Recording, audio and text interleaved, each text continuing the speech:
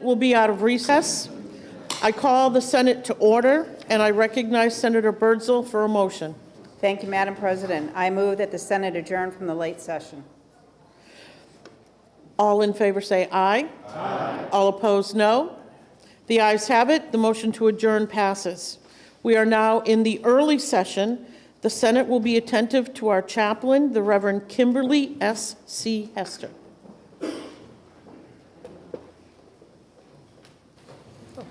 Good morning. My name is Pastor Kim Hester, and I serve alongside the people and community of Christ the King Lutheran Church in Nashua, as well as our chapel school preschool. And I want to thank Senator Rosenwald for inviting me to be here with you this morning. And I want to thank each of you for stepping up to serve the people and the communities of New Hampshire, a responsibility that is heavy and yet so vitally important to the livelihood and the lives of the people who have elected you. I'll also note that literally just after this prayer this morning, I will be heading back to Nashua, where I will gather with the graduating class of our chapel school preschool for their graduation to send them off into elementary school. It is not lost on me that the work that you do here in this place is interconnected with their lives and the lives of the youngest among us, those very bright and joyful and hopeful children who sooner than we know will be sitting in these very chairs that you occupy now. So I pray that in all that you do, that responsibility and that connection is at the center of your work, your collaboration, and all of the laws that you propose and enact, ensuring that our youngest can fully and wholly grow into the people that they have been created to be. And with that, let us pray. Creator of all, as the New Hampshire State Senate gathers and begins their work this day, we ask that your Spirit would blow through these halls, stir amidst their conversation and debate, and move each senator so that they do the good and just work they have been elected to do. Help them to remember the least and the lost, the sick and the frail, the young and the old, as they enact laws that will impact people daily. Strengthen each of them in their connection with their families, their neighbors, and their colleagues, so that through their leadership, this state that we live in may become more and more a place of welcome, vibrancy, and connection. May all this be done through the love you call us to live and the promise of the wholeness of community found in that love. May this be so today, tomorrow, and every day. Amen. Amen. Senator Avard will lead us in the Pledge of Allegiance. I pledge allegiance to the flag of the United States of America and to the republic for which it stands, one nation, under God, indivisible, with liberty and justice for all. There are no absences to announce for today, so we'll move on to the introduction of guests. Senator Prentiss.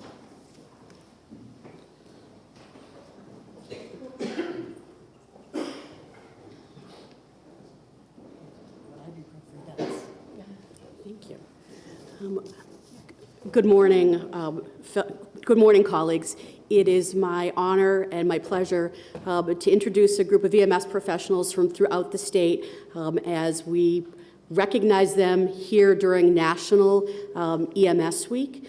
So I'd like to welcome up Catherine and Will Warnock. They are from Hampstead Fire and Rescue, father and daughter team. Dr. Eric Martin, who is a trauma surgeon and the chair of our Trauma Medical Review Committee in the state of New Hampshire. Come on right up. He's from Dartmouth Health. From New Hampshire's only air medical program, the Dartmouth Hitchcock Air Response Team, Faith Weed and Justin Stevenson. Hopefully I got that right. Will you join us? From Henniker Rescue, Ryan Hornblower.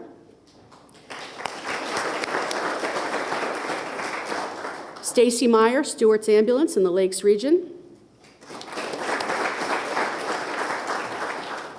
Chief Kevin Pierce, Plymouth Fire and Rescue. James Wheatley, Lebanon Fire, my hometown. Chris Stawaz, American Medical Response.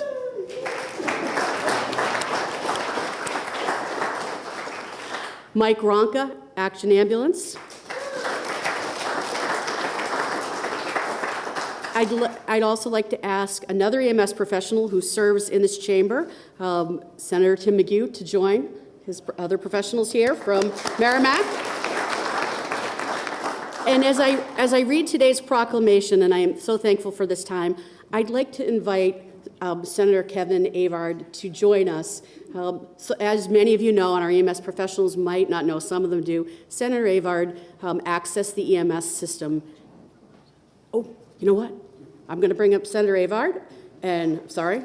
He accessed the EMS system, which saved his life. So, but before the proclamation, District 1, my favorite place, we're outside of District 5. Where is Chad Miller, our fire chief from Littleton?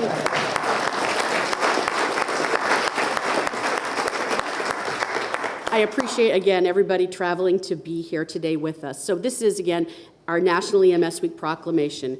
Whereas emergency medical services is a vital public service to New Hampshire residents, visitors, and their children, and whereas members of the New Hampshire Emergency Medical Service units are ready to provide life-saving care to those in need 24 hours a day, 7 days a week, and in all conditions. Whereas access to quality emergency medical care dramatically improves the survival and recovery of those who experience sudden illness and injury. Whereas the emergency medical services has grown to fill a gap by providing treatment, out-of-hospital care, including preventative medicine, follow-up care, and access to telemedicine.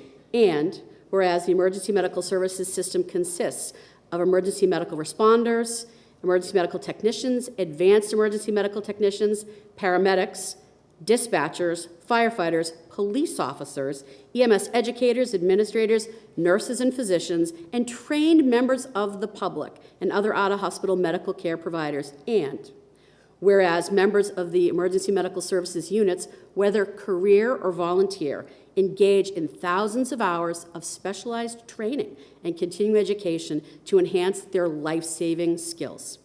And whereas it's appropriate to recognize the value of their accomplishments of emergency medical services providers by designating this May 18th, 24th, Emergency Medical Services Week. Now, therefore, our Governor, Kelly Ayotte, and the state of New Hampshire has proclaimed May 18th through 24th EMS Week, and now we recognize it on behalf of the New Hampshire Senate. So I, again, thank you for this opportunity to share this proclamation, recognize these incredible professionals that I feel are part of not just my family, but your family, and again, one of our beneficiaries whose life was saved by accessing our system. I don't know if you want to say anything.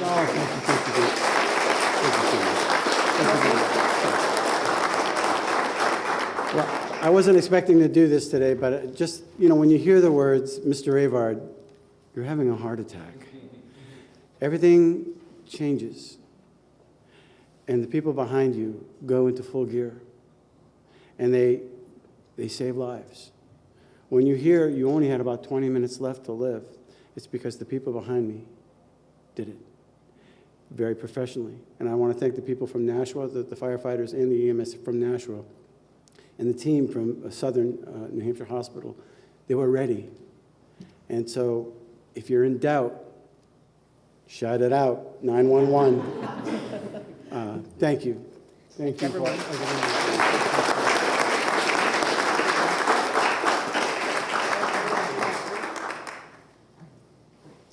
Thank you very much, President Person. No, you got it. You in the front.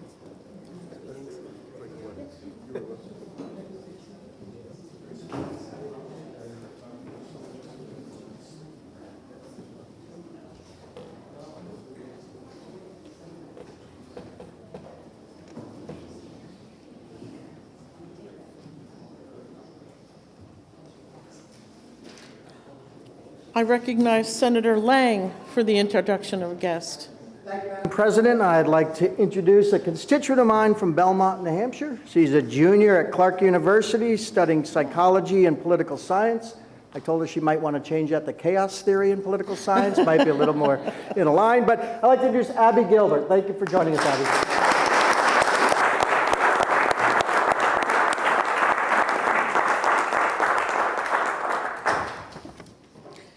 Next, we're going to move on to bills removed from the consent calendar. House Bill 243 from the Committee on Children and Family Law by Senator Birdsall. House Bill 60 from the Committee on Commerce by Senator Ricciardi. House Bill 464 out of Election Law and Municipal Affairs, requested by Senator Perkins Quokka. House Bill 475 from the Committee on Election Law and Municipal Affairs by Senator Altschiller.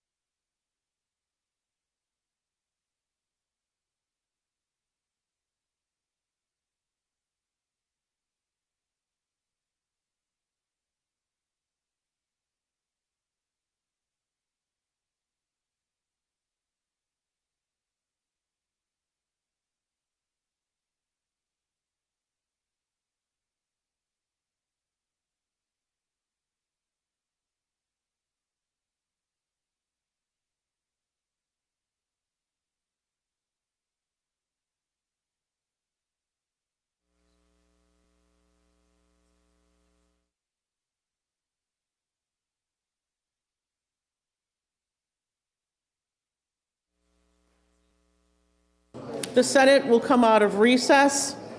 The last bill to be removed from the consent calendar is House Bill 475 from the Commission on Election Law and Municipal Affairs by Senator Altschiller. Without objection, the following bills are special ordered to Thursday, June 5th, 2025. From Children and Family Law, House Bill 243 and House Bill 560. From the Committee on Commerce, House Bill 60. From the Committee on Finance, House Bill 71. And from the Committee on Judiciary, House Bill 506. Without objection, today's finance report is adopted. Okay.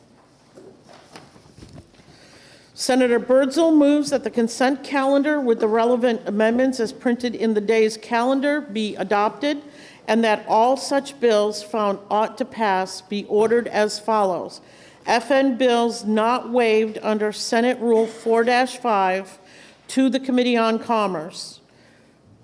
On Finance.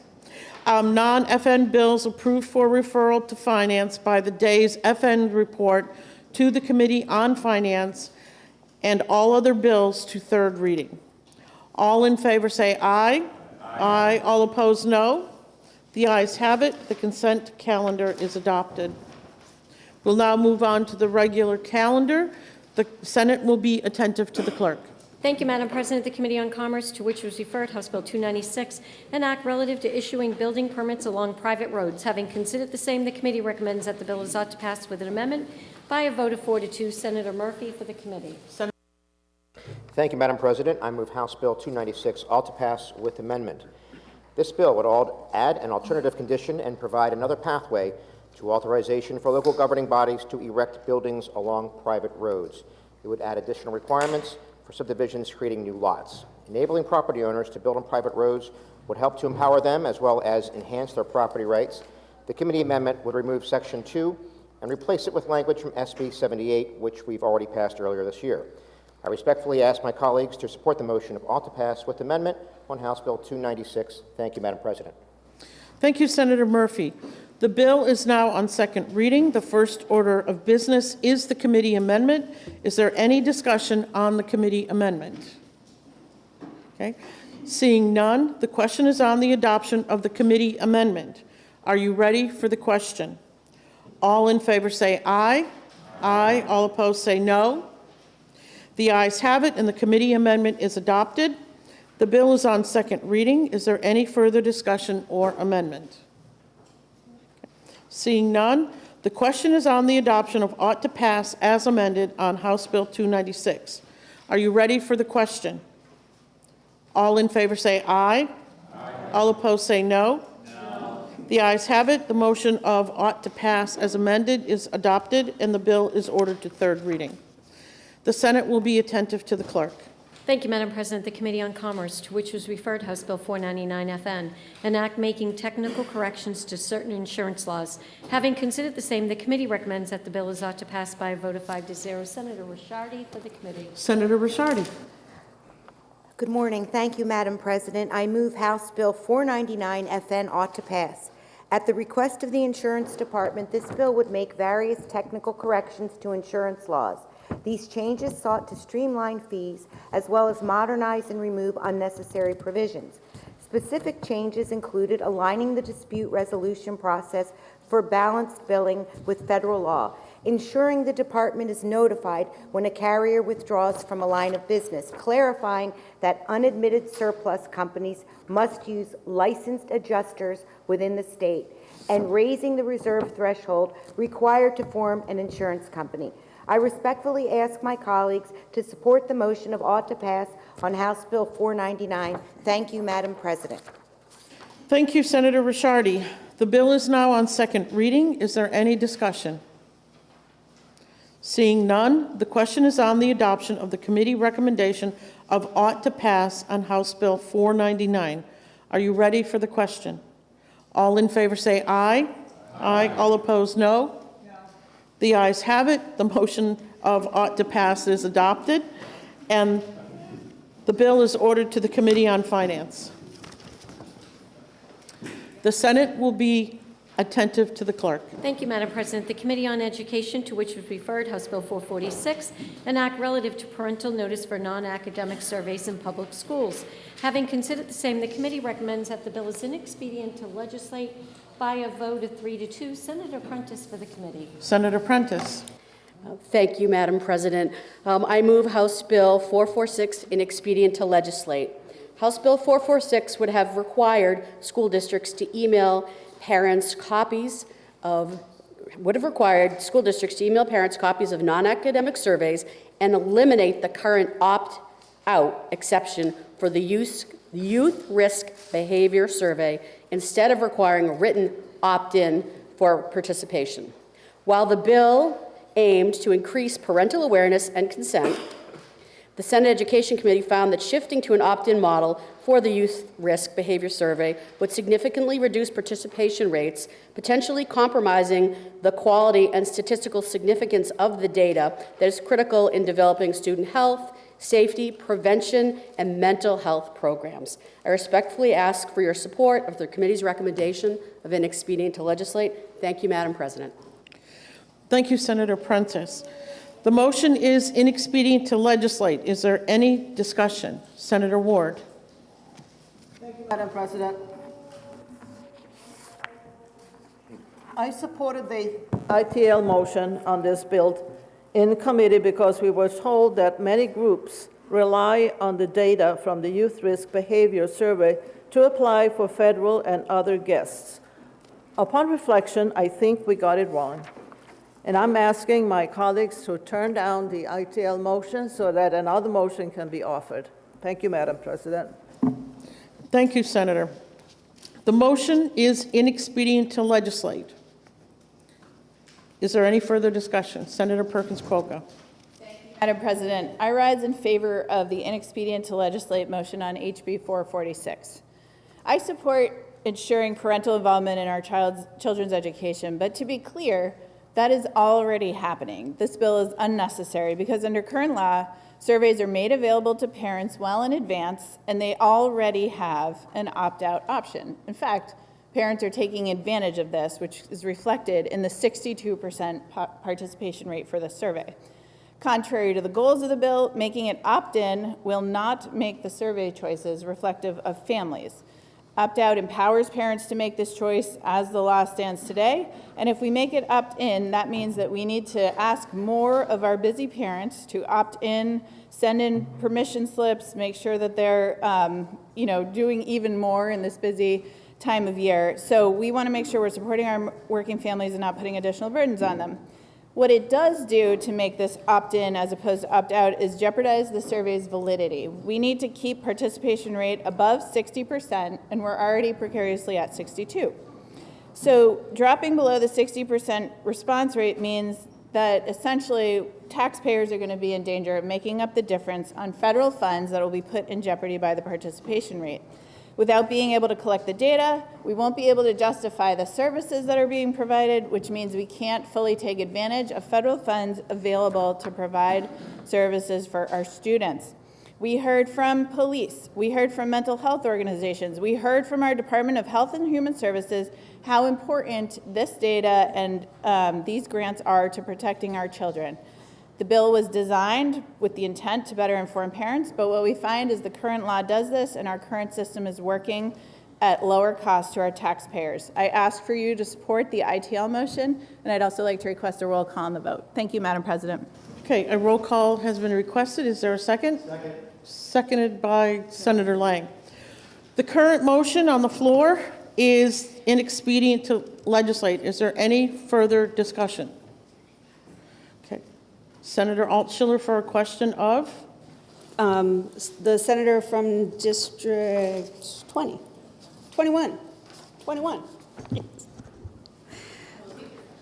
Thank you, Senator. Would you believe that contrary to accusations that this is some money-making scheme, as was brought up in the executive session, actually, police departments like Dover need this data to provide substance misuse and mental health treatment and harm reduction? Thank you, Senator. I would believe that. In fact, students themselves are even using this data to lead peer support programs, including Getting to Why. And I would think that at a time when we've made good progress on substance misuse and suicide, thanks in large part to these very programs, we would be doing everything we can to protect our children, not put them more at risk. Thank you. Thank you. Senator Fenton is recognized for a question of? My colleague from District 21. She'll take my question. Yes. As a parent, I want to make sure my child's responses are confidential. Is this confidential information? As one parent speaking to another parent, that's important to me too. But yes, the Youth Risk Behavior Survey is 100% anonymous, and the results are reported in aggregate. No identifiable information is shared, and none of the raw data is reported back. The responses, again, are aggregate. Thank you, Senator. Okay, we'll go through the last question. Senator Reardon is recognized for a question of? Thank you, Madam Speaker. My colleague from District 5. Senator, thank you for taking my question. How accurate is the data that we're collecting? So thank you for asking the question. What we know and what we've already heard is that, and we've heard from Health and Human Services as well as from the Centers for Disease Control, that this is anonymous data, that it is validated data, and that it is statistically significant because we've hit over that 60% mark. So having valid, reliable data to make decisions about policies is key, not just in healthcare, but in almost anything we do. So thank you for the question. Thank you. Thank you. Okay, we're going to take a brief pause here so Senator Lang may introduce his guests. Thank you, Madam President. I'm happy to introduce the Campton Elementary School. Thank you, fourth graders, for joining us.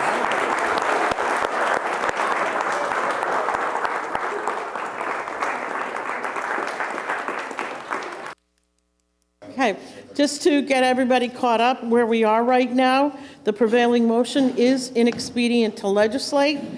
Senator Ward has asked us to overturn the motion of inexpedient to legislate so that she may offer an alternative motion. Senator Altschiller has also requested a roll call. It has been seconded on the inexpedient to legislate, and Senator Sullivan would like to speak. Thank you, Madam President. So first, I just want to address a couple of things that were brought up. I've had teachers come to me and tell me this is not anonymous as much as people try to pretend that it is. The first 6 questions that are given to children, what is your height, what is your weight, what is your nationality, how many people do you live with? They are able to discern who these children are in their classroom. And given that information, they still don't have... Yes, the feed has gone down again. Okay. Sorry. I was on a roll.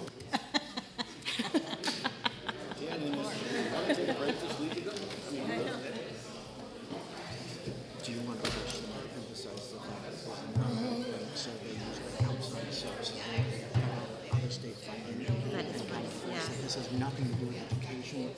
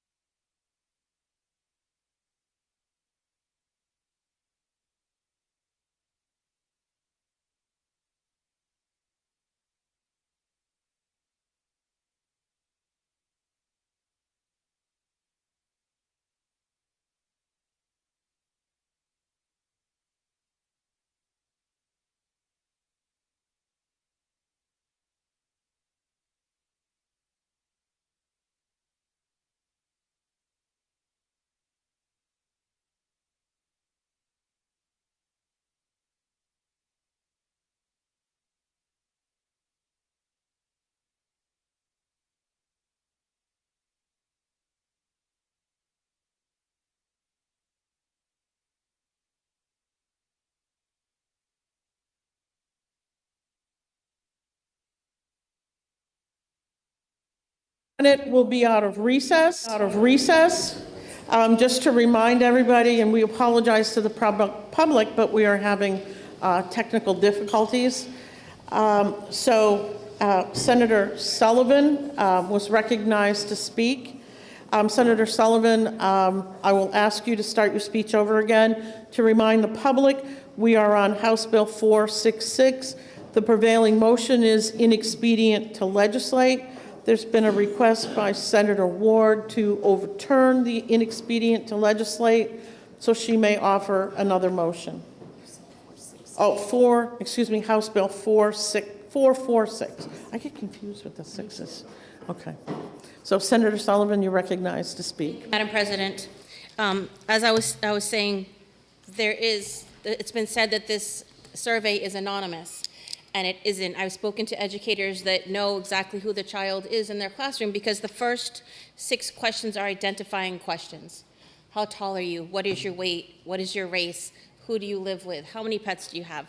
And it's very easy for a teacher to figure out who these students are. At the same point, even if they're identified, they can't use this information to help children. So if they answer some of these questions like they've attempted to harm themselves, they don't have the authority to then get them help based on that question, and those children are just there left to sit with that information. And let me just give you an example of what children are being asked in the classroom. Have you ever been physically forced to have sexual intercourse when you did not want to? During the last 12 months, how many times did anyone force you to do sexual things that you did not want to do? To count such things as kissing, touching, or being physically forced to have sexual intercourse. During the last 12 months, how many times did someone you were dating or going out with force you to do sexual things that you did not want to do? And then during the last 12 months, did someone you were dating or going out with physically hurt you on purpose? So these children are left in a classroom, and if they have endured these situations, they're left with it in a classroom, facing this on their own. This isn't counseling. We're asking very intimate questions of students, and there's no help for them if they're facing these things on their own. On the flip side of that, we've got healthy kids who haven't been through this that now have this in their minds. Nothing about these surveys is okay, which is why parents have reached out to me in droves to support this, to support the ITL on this bill. Other questions during the last 12 months, how many times did you do something purposely to hurt yourself without wanting to die, such as cutting, burning on purpose? And then it goes on to ask, have you ever been physically forced to, then it goes on to ask if you've ever tried to kill yourself. Then there's all kinds of questions about, the next 8 questions ask about feelings, sad feelings, and attempted suicide. These surveys are not safe for children. And again, they're left to face some of the most dark times in their lives by themselves. There's no help for them. So I'm going to ask this body to please support the ITL and allow another motion to be brought forward. Thank you. Thank you, Senator. Senator Prentiss wishes to speak for a second time? No, I have the floor now. Okay. Okay. Senator Lang for a question of? Senator from District 18. So I want to make sure my understanding is clear. And so this bill is talking about a non-academic survey that has nothing to do with teaching math, teaching science, teaching English. It's a non-academic survey, and that the results of that survey, the aggregated data, is given to a third party outside the school, outside somewhere else, who then uses that data and sells that data for other functions. Is that the kind of survey we're talking about here, and that we're just looking to give parents the right to opt out of that? Thank you for the question. It is a 13-page survey that is non-academic. It is the only one that is currently allowed in the state to be an opt-out when all our other non-academic are opt-in.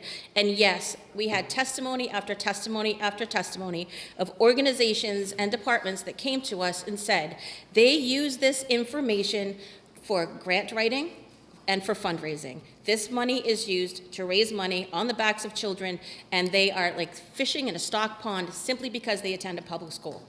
One follow-up question? Yes. So it basically turns our children into focus groups in a captured environment? Without parents. Without parents having the ability to explicit consent? Thank you. Thank you. Okay. Okay, Senator Altschiller for a question of? My colleague from District 20, if she'll take it. 21. That too. Yeah, 20. 21. Thank you. I'll take the question. Math. Okay.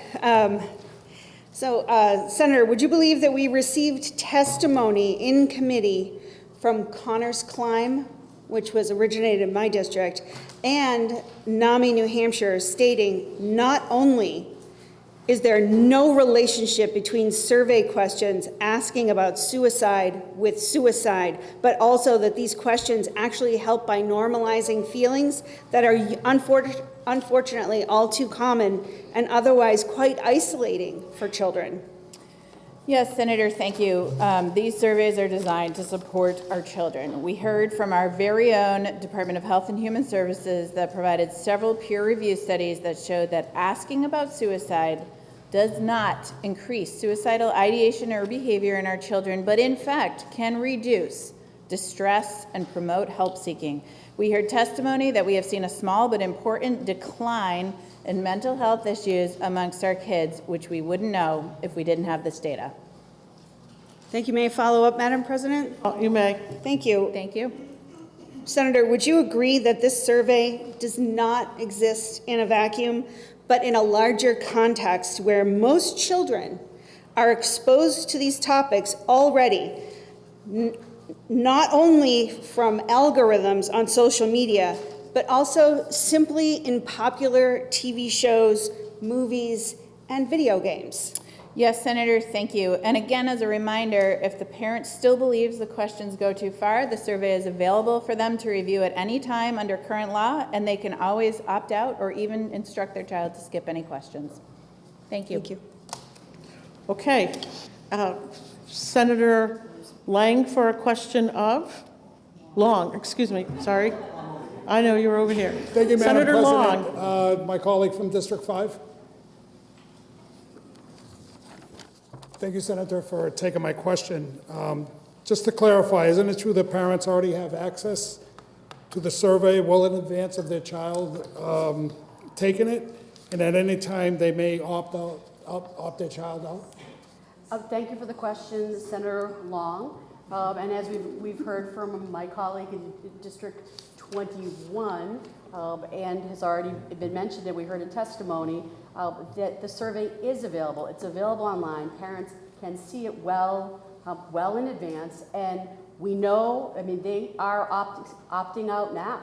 So we know that parents are opting out. That's why our compliance rate is dropping. And the second thing is, or really the third thing, is that they can skip questions. They are not required to ask questions. They are not required to answer every question. Thank you. Very good. Thank you. Senator Rosenwald is recognized for a question of? 5, if she'll take it. Yes. Thank you. Isn't the fact that this survey is statistically reliable how we know that New Hampshire has a pretty high rate of teen alcohol use, and how that therefore allows the Governor's Commission on Alcohol and Other Drugs to fund programs to prevent teenage drinking? Senator Rosenwald, thank you for your question. So the statistically significant, I haven't had any coffee today. It's starting to come out in my breath. So I'll we're get going to you have to work some. on this. The statistical significance of any survey is vital in terms of how you are going to apply the evidence, the findings of those surveys. The Youth Risk Behavior Survey is used predominantly for prevention strategies for alcohol and drug use. And as I'll talk a little bit later, I'm going to talk about suicide prevention. So if we lose the statistical significance, how do we make good policy decisions, not just this body, but other public health entities that we partner with to actually put these prevention strategies in place and stop these children, put the prevention in their heads and get them the help that they need, direct them where they need to go, versus just, this is how we really leave them alone and out there, is by not addressing this at all. Thank you. Thank you. Okay, we are still on House Bill 446, and I recognize Senator Berzel for a question of... The good senator from District 18. Thank you. Thank you for taking my question. So we heard that kids are already subject to this information on the internet and the TV. Isn't it the responsibility of the parents? And don't they have more control over what their children are seeing on the internet as well as the TV? Thank you for the question. Yes, and I think that, part of what we've heard here in this room is that parents, when they are seeing the survey, they are opting their children out, right? But not every parent knows. I had to search for this. And then when I got the CDC survey, I spoke to Health and Human Resources here, and they said, oh, that's not the one. And they sent it to me. So even the survey that is available online is not necessarily the survey that parents are accessing, and it's changed every year. So unless parents are spending all of their time trying to figure out what is coming before their child when they don't know when the survey is given. So when do they know when to look for it? So yes, it's a parent's job to have guardrails for their children in all areas of their life. Entering a school building does not mean that they lose the rights to those guardrails. Thank you. Thank you. Okay. Again, we are still on House Bill 446, and I recognize Senator Avard for a question of... 18 for 500, please. Thank you. Thank you, Senator, for taking my question. Just might ask a follow-up, but are the kids being honest? Did you hear testimony about the kids being honest on these surveys? So, not in committee did I hear, but I asked my sons, I've got 2 sons, how they would address a survey like this. And one said that he would have a blast on this survey. The other one is a little bit more reserved and would probably answer honestly. But especially, young boys, there was when we heard this years ago in House Education, there was an analogy that in one of these, 100% of the boys were having sex and 0% of the girls. So are they going to answer honestly? And some kids might, but a lot of kids aren't going to take this seriously. And especially if they know a teacher can know that it's them, they're definitely not going to answer honestly. Follow-up? Are these surveys mandatory in class? They're not mandatory. However, if you are a student in a classroom and a teacher hands you a survey, are you going to know that you can turn it aside? If a parent hasn't signed to opt them out, they have to take it because the parent hasn't decided to opt them out. So if you have a person of authority over you handing you a 13-page survey, as uncomfortable as it might make you as a student, you're going to fill out that survey. And one final follow-up, if I may. Follow-up. So I think I heard in this chamber at one point that when individuals need to opt out of a particular program, not even related to this, it's usually the opt-out is about 30%. Have you heard any testimony on the opt-out and what percentage of parents either know about this for real and do actually opt out? So we heard the number was somewhere around, and don't quote me, but I think it's about 62 or 63% right now are taking the survey. So you're seeing a significant number, about 27% opting out. But we're told that once it drops below 65 or 60%, that the data is no longer reliable. And we saw in Burlington, Mass recently, the parents did opt out, but because the district was afraid they were falling below that number, they gave the kids the survey anyway. And in many cases, it's a matter of asking forgiveness instead of permission of the parents. Thank you. Thank you, Senator. Thank you. Okay, we are still on House Bill 446, and Senator Altschiller has a question of... My colleague from District 5, and if he you take it... Yeah, he hasn't spoken yet. I'm sorry. Oh, no, I'm sorry. I thought it was Senator Waters. Can, Senator Prentiss, will you take a question? can you sit? Okay. I'm so sorry to make you stand. I'm fine. Are you good? I have this great chair. Okay. Senator, thank you for taking my question. I think we heard we're both on this committee and we're present at the hearing, and I think I just heard an assertion that there was an overwhelming number of parents asking for this bill to be passed, but actually the data shows us that only 122 people signed in to support this, and 334 said they do not support it. So would that seem like maybe the New Hampshire citizenry is not entirely behind this?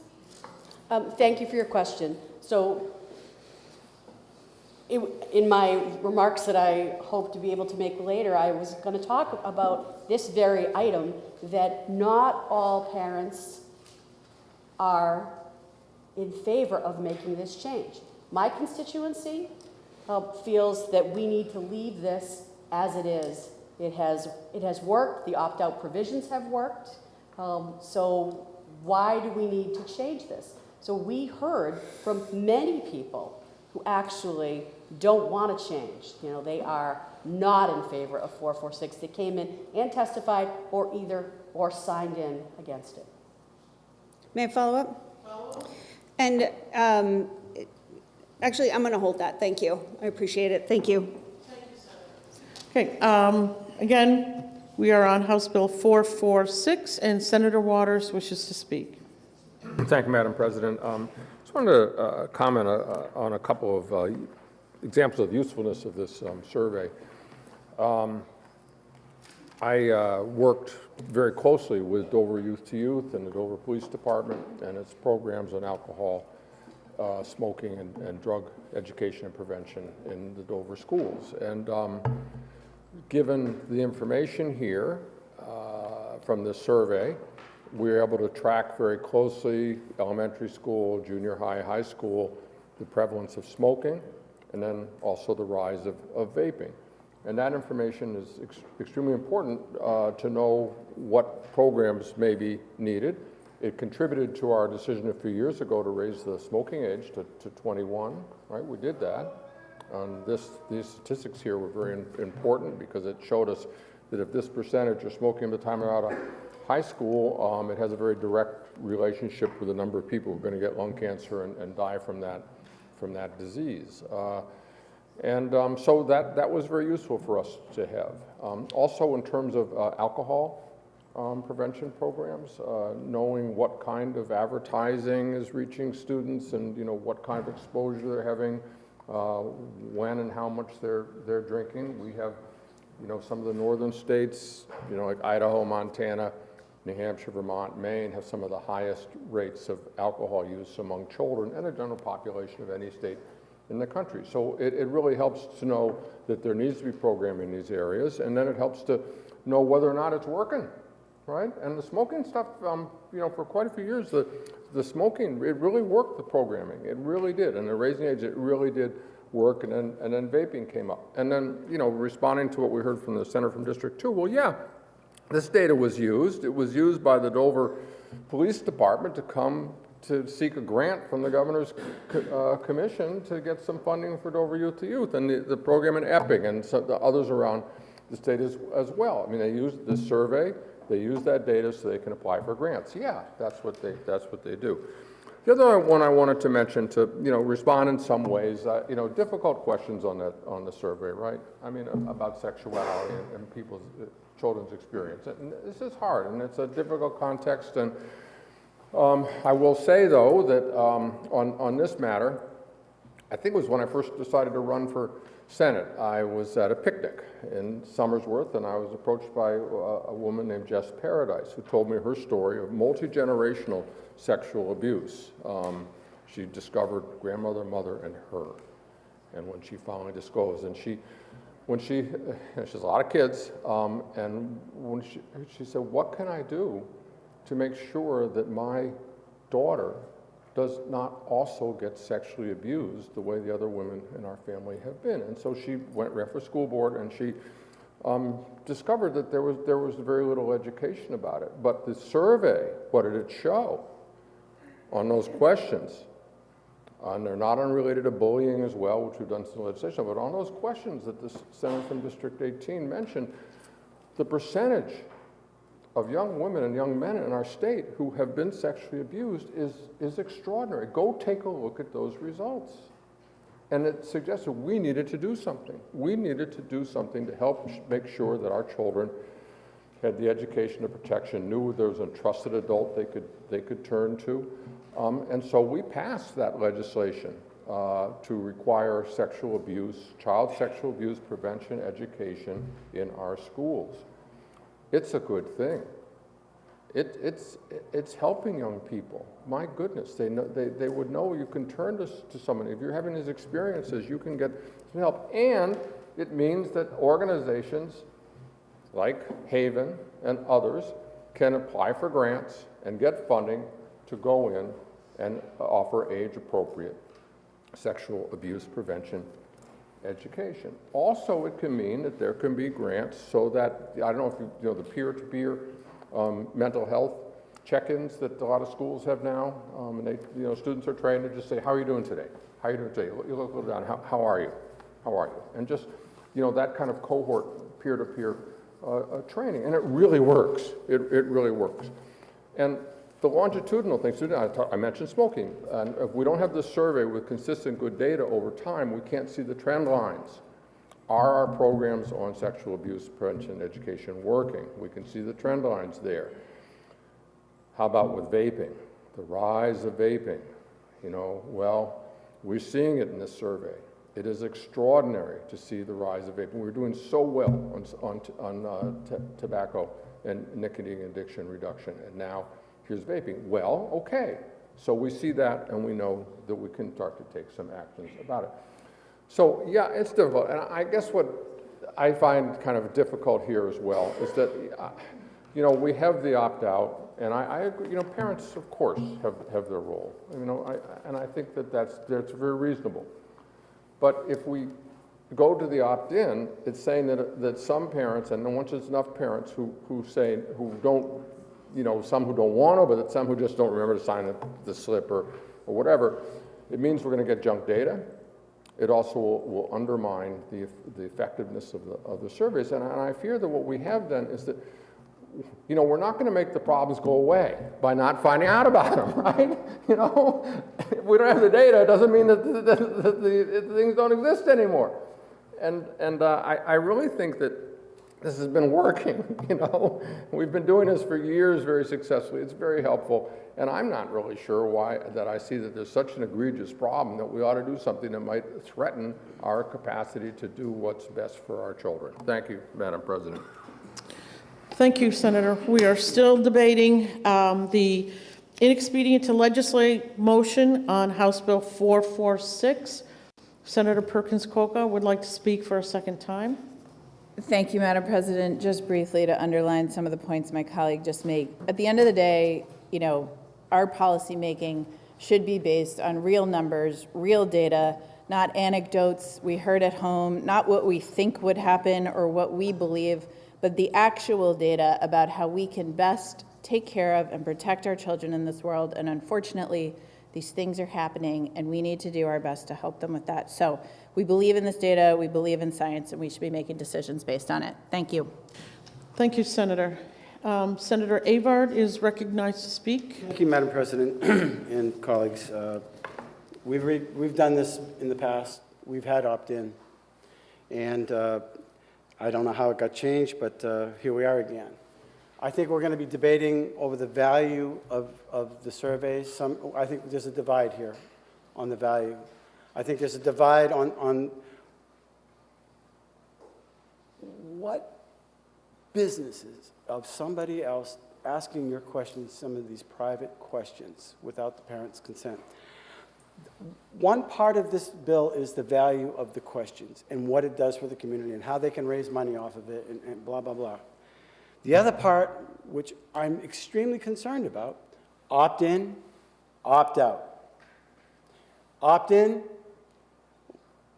is a better way to protect the parents who are concerned about what is being fed, taught, approach their children on very sensitive issues.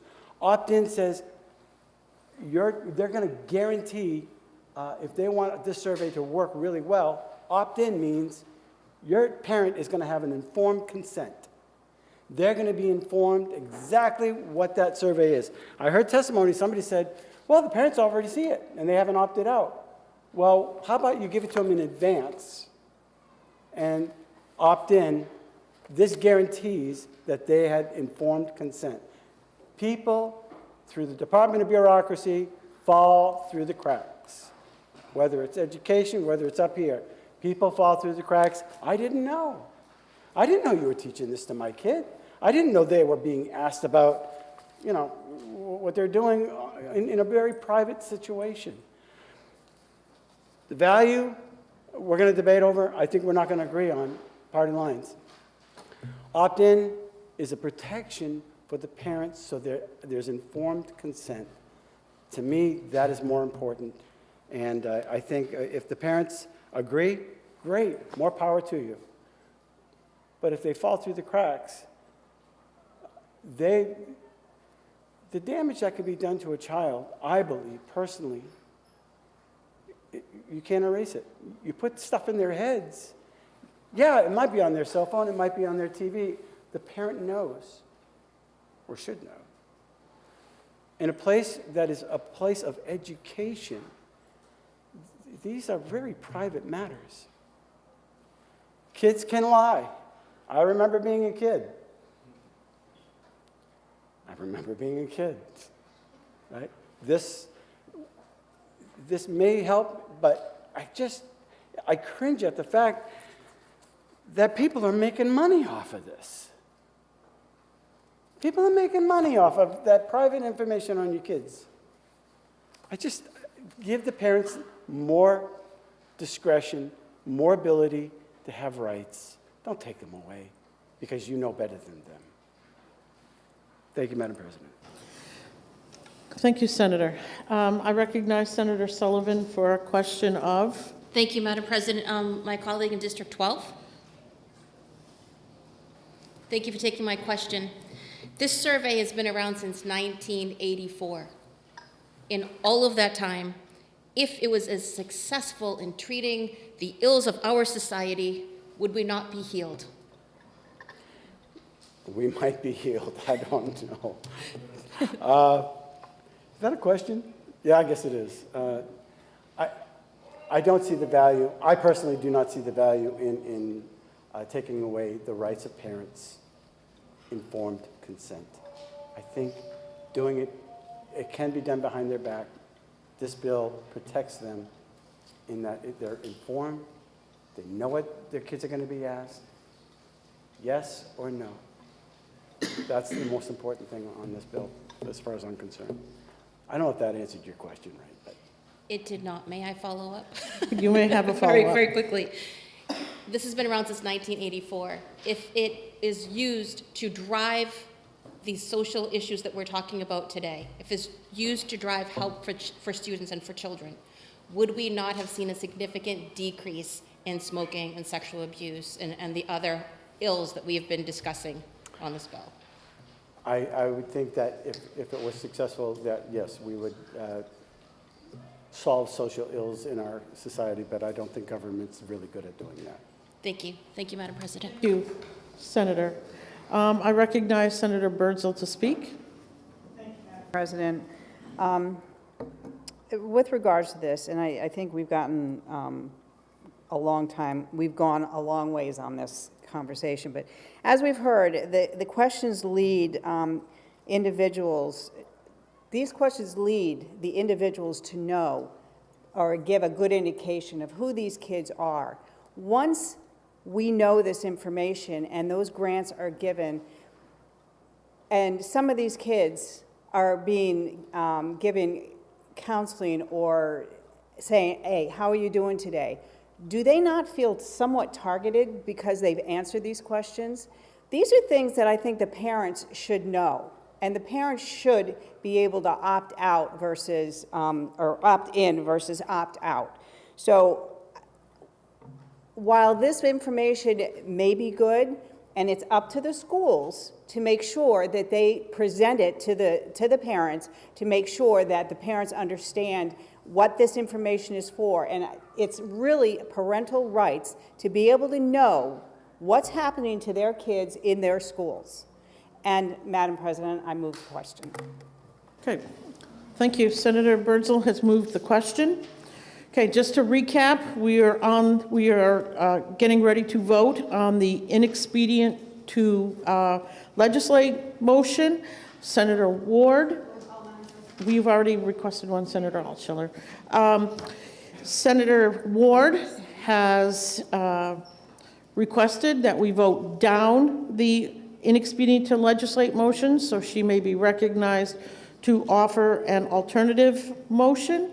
So what we are voting on now is the inexpedient to legislate. Senator Altschiller has requested a roll call. Senator Lang has seconded. Are you ready for the question? The clerk will call the roll. Senator Rochefort. No. Senator Lang. No. Senator McConkey. No. Senator Waters. Yes. Senator Prentiss. Yes. Senator Gray. No. Senator Innes. No. Senator Ward. Nope. Senator Rishardi. Senator Fenton. Yes. Senator McHugh. No. Senator Avard. Senator Rosenwald. Yes. Senator Reardon. Senator Murphy. No. Senator Pearl. No. Senator Sullivan. No. Senator Birdsell. No. Senator Long. Yes. Senator Perkins Copa. Yes. Senator Abbas. No. Senator Gannon. No. Senator Altschiller. Yes. And Senator Carson. No. Okay, the noes have it by a vote of 16 to 8. 8 to 16, excuse me. So the noes have it. The motion of inexpedient to legislate fails. Senator Abbas, why do you rise? Okay. The floor is open for an alternative recommendation. Senator Abbas moves ought to pass. Senator Ward seconds. And I would like to recognize Senator Ward to offer to speak. Thank you, Madam President. Let's see here. Every non-academic survey that we give to students in New Hampshire require prior parental consent, except for the Youth Risk Behavior Survey. All year, many of us have worked hard for the rights of parents in the education of the children and what they are exposed to in the schools. I don't see any reason right now why we should abandon that principle to protect the parents and have the parents continue to have rights over the children. If parents aren't willing to let the children participate in the survey, which we have heard some of the reasons from the questionnaire, we ask very sensitive questions. We should respect that choice. I have read all the questions in the survey. I read the rationale for the questions, and I have to say that when I checked some of the questions against the rationale, they didn't match. So my concern was that which survey, am I looking at the right survey? Have they forgotten to give the right rationale for the question that they are asking? My experience, I certainly have answered a lot of surveys. I know that they're important for certain items. If you're looking to do a research project, you like to get as much as possible of responses. On the other hand, I have to say that if you find that you are not getting the number of responses that you need, maybe there's something wrong with the survey. And my suggestion, if I don't think that we have much of a choice, we can't really do it, but I think the CDC should maybe take a look at the survey and take a look and see what the responses are and see if they can do a more appropriate survey that the families are more willing to respond to. So I'm seconding the motion of ought to pass on this particular bill, HB 446. Thank you, Madam President. Thank you, Senator Ward. The motion is ought to pass on House Bill 446. Is there any further discussion? Senator Prentiss. Thank you, Madam President. I'd like to introduce floor amendment 2157S, and if I can speak to that amendment. You are recognized. Thank you again, Madam President. So this amendment seeks to achieve two things. One, it does keep this as an opt-out. But two, it adds language that requires parental notification on all surveys. So this would keep the opt-out and would require parental notification on all surveys. And again, if I may speak to my motion. So I want everyone to just keep this in mind, and I've kept all sorts of little notes, but I will try to keep this brief, that every ounce of prevention is worth a lifetime of cure. And what we know is that for as many years as this survey has been implemented in our schools, that the opt-out provision, which is consent of the parents, they are opting. There are parents, and we know by the rate, right now that we're at 63% of participation, that parents are opting out. So I think that that is an essential piece to keep a focus on. Two, I've heard many comments about this being in committee. I heard in committee, and then references today about this maybe being a money grab, and that organizations are making money off of this. And you know how I respect you all, but I do want to just clarify for the record that the data from this survey, and I'm going to give a specific example, is utilized in grant applications so that organizations like the Dover Police Department, like New Futures, who we partner with on so many initiatives, can use that data to provide evidence in a grant application to bring funding in so that they can build a prevention strategy. Again, every ounce of prevention. And by having a prevention strategy that they put into place, we don't leave our children without answers. We don't ignore what the societal pressures, problems, and issues that children and our young adults are facing in school today. It's very different than when I was in school, and I'm showing my age when I offer that comment. New Futures, and actually Senator Waters talked about Dover Police Department, so I won't take up any more time on that. But what struck me in New Futures testimony in committee was that they talked about, in 2024, Governor and Council approved a contract for Getting to Why, okay? And this program is a peer-to-peer prevention program that's utilized in the schools. And the contract was intended to get why across our state, further underscoring the importance and support of administering this survey in a manner that balances parental involvement and encourages high participation rate. So Getting to Why, something that is a program going on in our schools that our own governor and council in 2024 approved. New Futures used the data from this survey in order to access, not make money, but to bring funds into the state to support this program. And the last thing that I want to say is that, you okay? Yep. Right. That means matter. In the state of New Hampshire, age adjusted, between 15 and 34, the second leading cause of death is suicide.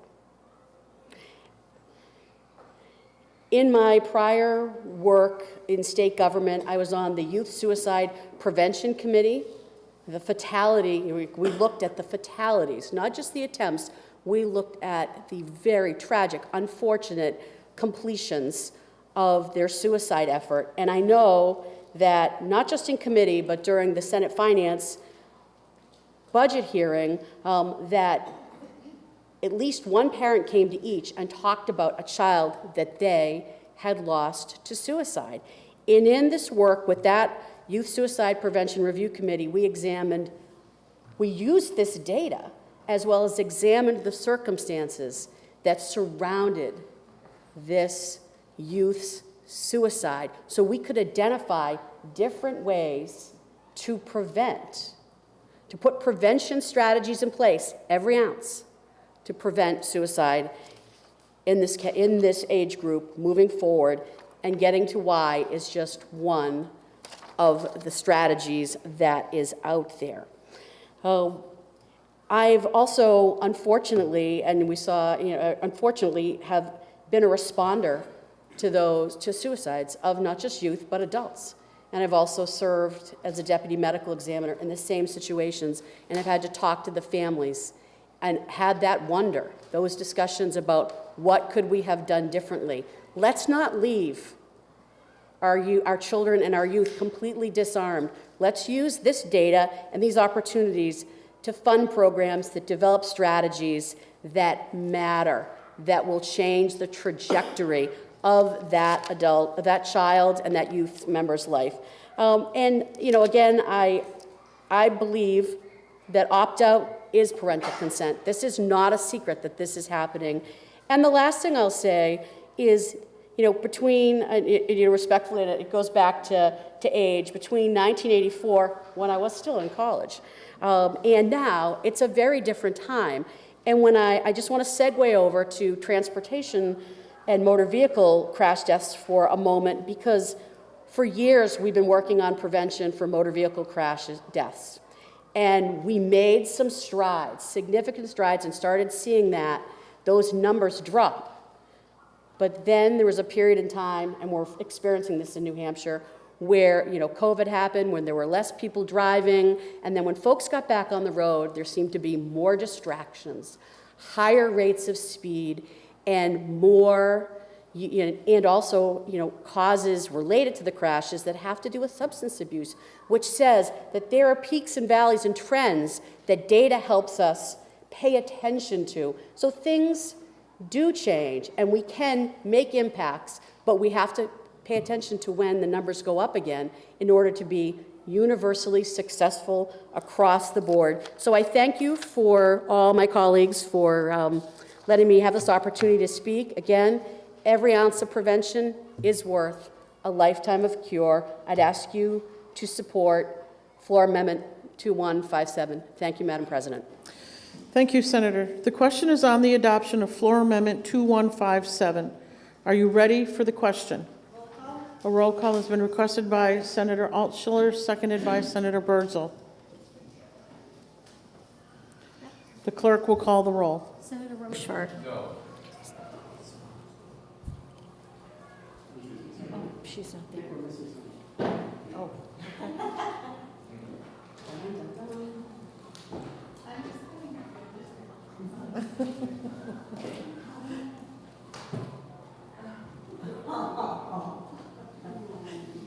Thank you, Senator Prentiss.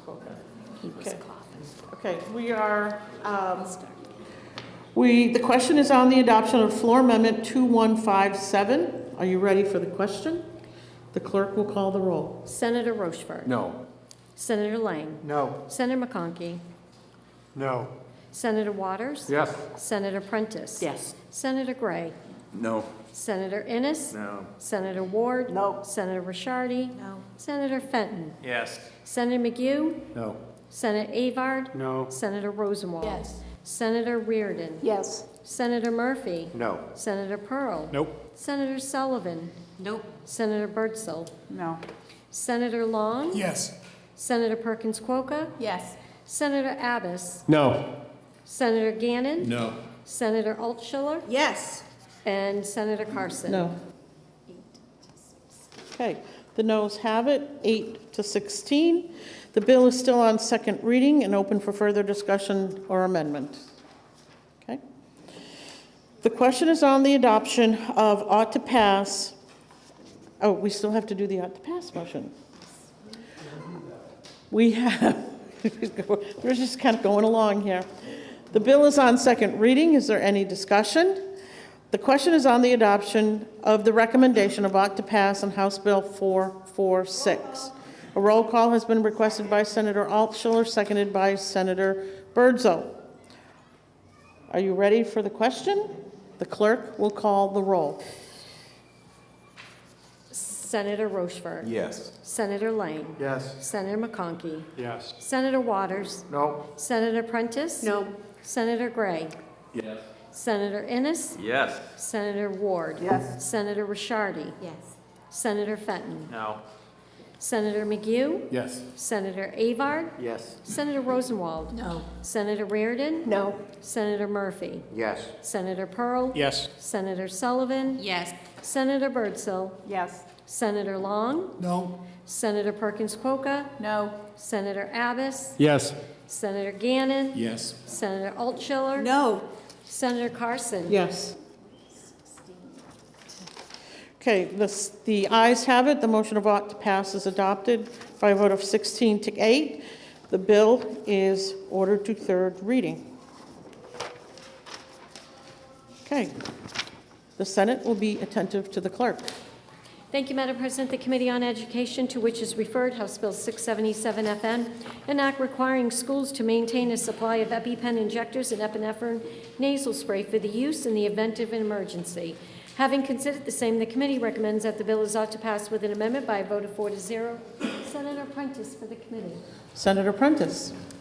Thank you, Madam President. I move House Bill 677 ought to pass with amendment. As amended, House Bill 677 requires public schools to maintain a supply of epinephrine auto-injectors and/or nasal spray for use during severe allergic reactions.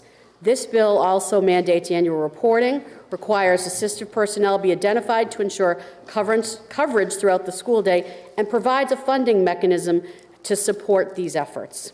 The committee amendment creates a non-lapsing epinephrine fund to help schools procure and distribute emergency epinephrine and ensures that students are covered at all times while at school. The fund may receive gifts, grants, or donations and would be administered by the Department of Education. This bill enhances the safety and provides critical support for emergency preparedness in our schools. I respectfully ask for your support of the Senate Education Committee's recommendation of ought to pass as amended. Thank you. Thank you, Senator. The bill is now on second reading. The first order of business is the committee amendment. Is there any discussion on the committee amendment? Okay. Seeing none, the question is on the adoption of the committee amendment. Are you ready for the question? All in favor say aye. Aye. All opposed say no. The ayes have it, and the committee amendment is adopted. The bill is on second reading. Is there any further discussion or amendment? And I recognize Senator Birdsell for a floor amendment. Thank you, Madam President. I move floor amendment 2287S and would like to speak to the amendment. Speak.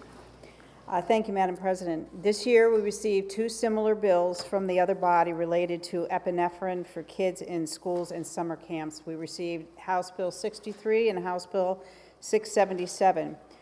Due to one conflicting section in both bills, we had to combine them into one amendment to avoid one bill overriding the other during enrollment.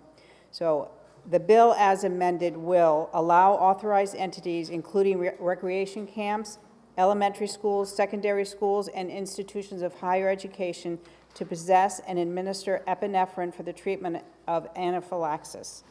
It also removes the specific reference in current statutes to administration via auto-injectors. The change references from physician to healthcare providers because not everybody these days has a primary care physician, so it just says healthcare providers. And clarifies that epinephrine prescribed for an individual at a school or camp may be used to treat another individual experiencing an anaphylactic emergency. And finally, it directs school districts that employ or contract with a school nurse to maintain and supply of epinephrine and establish an epinephrine fund to provide financial support for the procurement and distribution of epinephrine to the schools. I respectfully ask my colleagues to vote ought to pass on this amendment and then ought to pass as amended on the other underlined bill of House Bill 677. Thank you, Madam President. Thank you, Senator Birdsell. The question is on the adoption of floor amendment 2287. Are you ready for the question? All in favor say aye. Aye. All opposed say no. The ayes have it. The floor amendment is adopted. The bill is still on second reading and open for further discussion and amendment. Seeing none, the question is on the adoption of ought to pass as amended on House Bill 677. Are you ready for the question? All in favor say aye. Aye. All opposed say no. The ayes have it. The motion is adopted and the bill is ordered to third reading.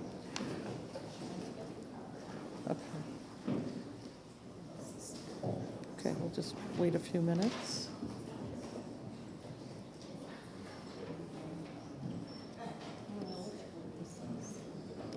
We don't know. Oh, here she comes. Just give it to the secretary. I recognize Senator Pearl for the introduction of guests. Colleagues, please join me in welcoming the Deerfield Community School 4th grade class. Welcome to the New Hampshire Senate.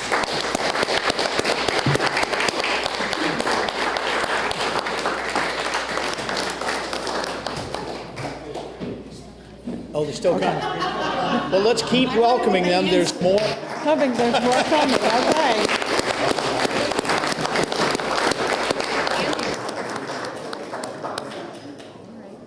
Hey, 'cause there's a lot of kids.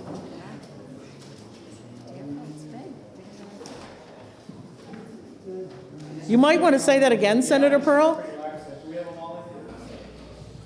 All right. Once again, welcome to the Deerfield Community School 4th grade class. Welcome to the Senate.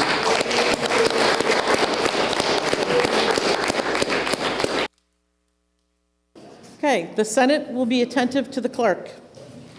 Thank you, Madam President. The Committee on Energy and Natural Resources, to which was referred House Bill 566 FN, an act requiring permit applications for new landfills to contain a detailed plan for leachate management.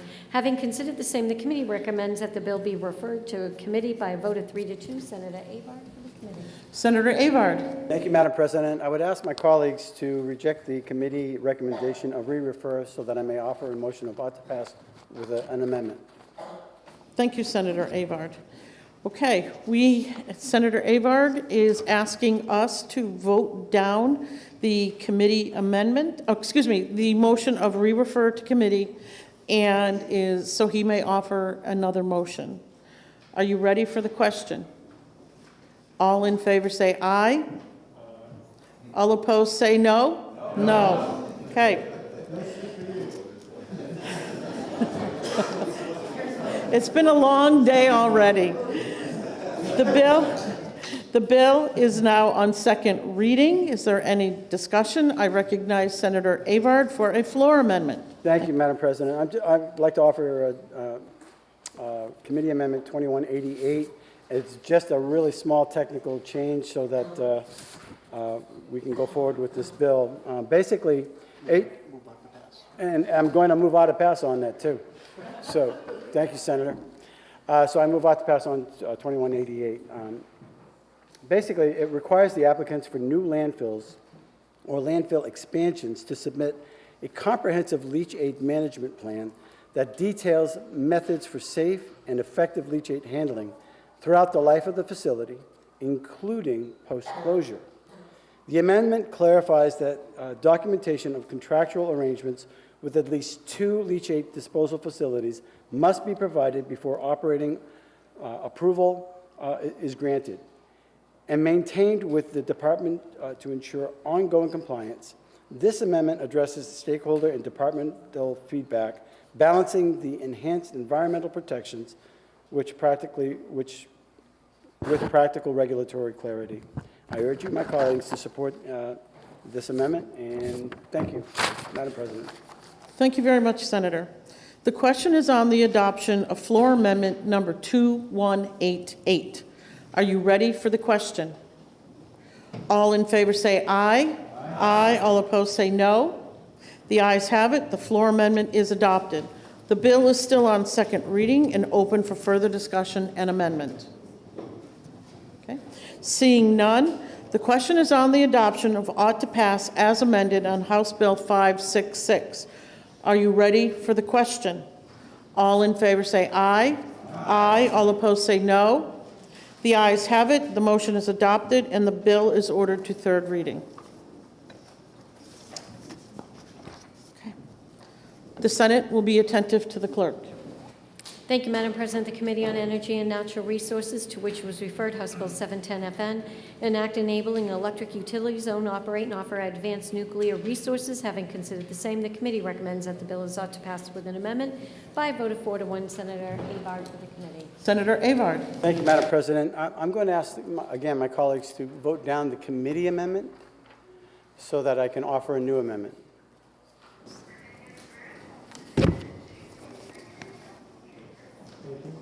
Okay, thank you. So Senator Avard has asked us to turn down the motion of ought to pass with amendment. Sorry, Senator Waters? Thank you, Madam President. I think the motion is ought to pass on the bill. Ought to pass on the bill, but we have Just to the address the amendment. amendment first. Yeah, I'm sorry, you had said vote down ought to pass. I'm with sure I amendment. did. I was nervous. Today, no, it's today. So we are, the bill is now on second reading. The first order of business is the committee amendment. Senator Avard has requested that we turn down the committee amendment so that he may offer a floor amendment. Are you ready for the question? All in favor say aye. All opposed say no. No. Okay, so, let me check here. The noes have it. The amendment has failed. Is there further discussion on, is there a further discussion or amendment? Senator Avard, you're recognized for floor amendment. I offer Amendment 2329. And basically, it had a lot of the same stuff in the Do you May I speak to recommend it? ought to pass on that? Yes. Okay, thank you. Didn't I do that? Okay. It's the medication. So I move ought to pass on 2329, and I'd like to speak to my amendment. Basically, this amendment, this bill enables the New Hampshire electric utilities to own, operate, and offer advanced nuclear resources to pursue long-term power purchase agreements for a wider range of electric sources. It reflects a proactive strategy to stabilize energy prices and increase energy reliability in our state. Testimony and stakeholders' input highlighted that New Hampshire consistently faces electric costs above the national average, burdening both residents and businesses. This legislation provides tools to address that challenge.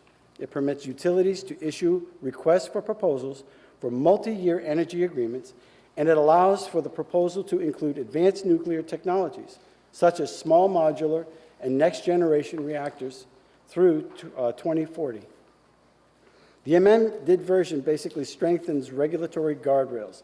It authorizes the PUC to approve contracts that meet clear public interest criteria. It limits procurement levels per energy sources, and it doubles the cap on low to moderate income community solar projects from 6 to 18 megawatts annually. It also expands net metering eligibility for larger facilities, and it allows broader participation from political subdivision, including public housing authorities. The bill aligns with the long-term state's energy planning, and it affirms that New Hampshire is open for clean, reliable, and innovative energy solutions. The Energy and Natural Resources Committee respectfully asks for your support on HB 710 with this new amendment. Thank you, Madam President. Thank you, Senator.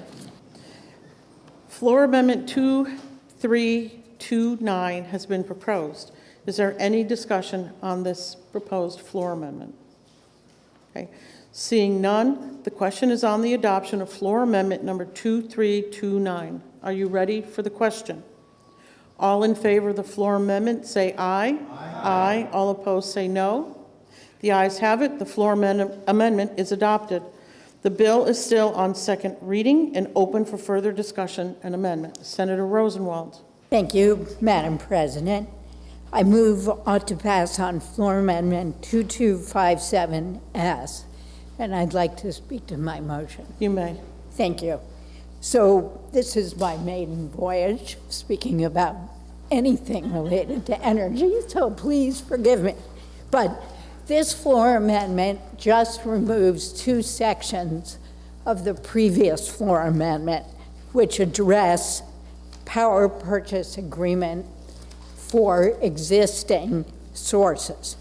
These power purchase agreements are long-term agreements that significantly expand the authorization for ratepayer guaranteed contracts with electric generators on existing power sources. These contracts are basically long-term revenue guarantees that shift financial risk from a private company, the electric generator, to the ratepayers of New Hampshire. And these contracts can be very expensive and are authorized for up to 20 years. New Hampshire's existing contracting authority, which we passed a few years ago, is limited with the purpose of incentivizing new resources to promote energy diversity. I have no issue with that. But the previous amendment that we just adopted expands that authority to any existing resources that are already doing business with the specific goal of supporting the Seabrook nuclear power plant. What the committee heard was the claim that a deal with Seabrook could be a way to stabilize the price of electricity, but there's no guarantee. Madam President, if we were allowed to bring in props, I would have a crystal ball and it would be cloudy. This rate guarantee could either be good or bad for the consumer. So let's think about it this way. If I bought a house in 2019 with a 3.5% mortgage rate, today I would feel like I'd gotten a really good deal. But if I bought that same house today at a nearly 7% mortgage rate, I'd be looking to refinance as soon as the rates started to fall. Power purchase agreements present the same quandary. As consumers, though, we might lock in a rate with a competitive electric supplier. However, as consumers, we can change suppliers after a year or maybe 2. While these long-term power purchase agreements mean that if the state enters into a bad deal, ratepayers will be stuck for decades. And unfortunately, it's likely that that rate stability could come at a very high cost.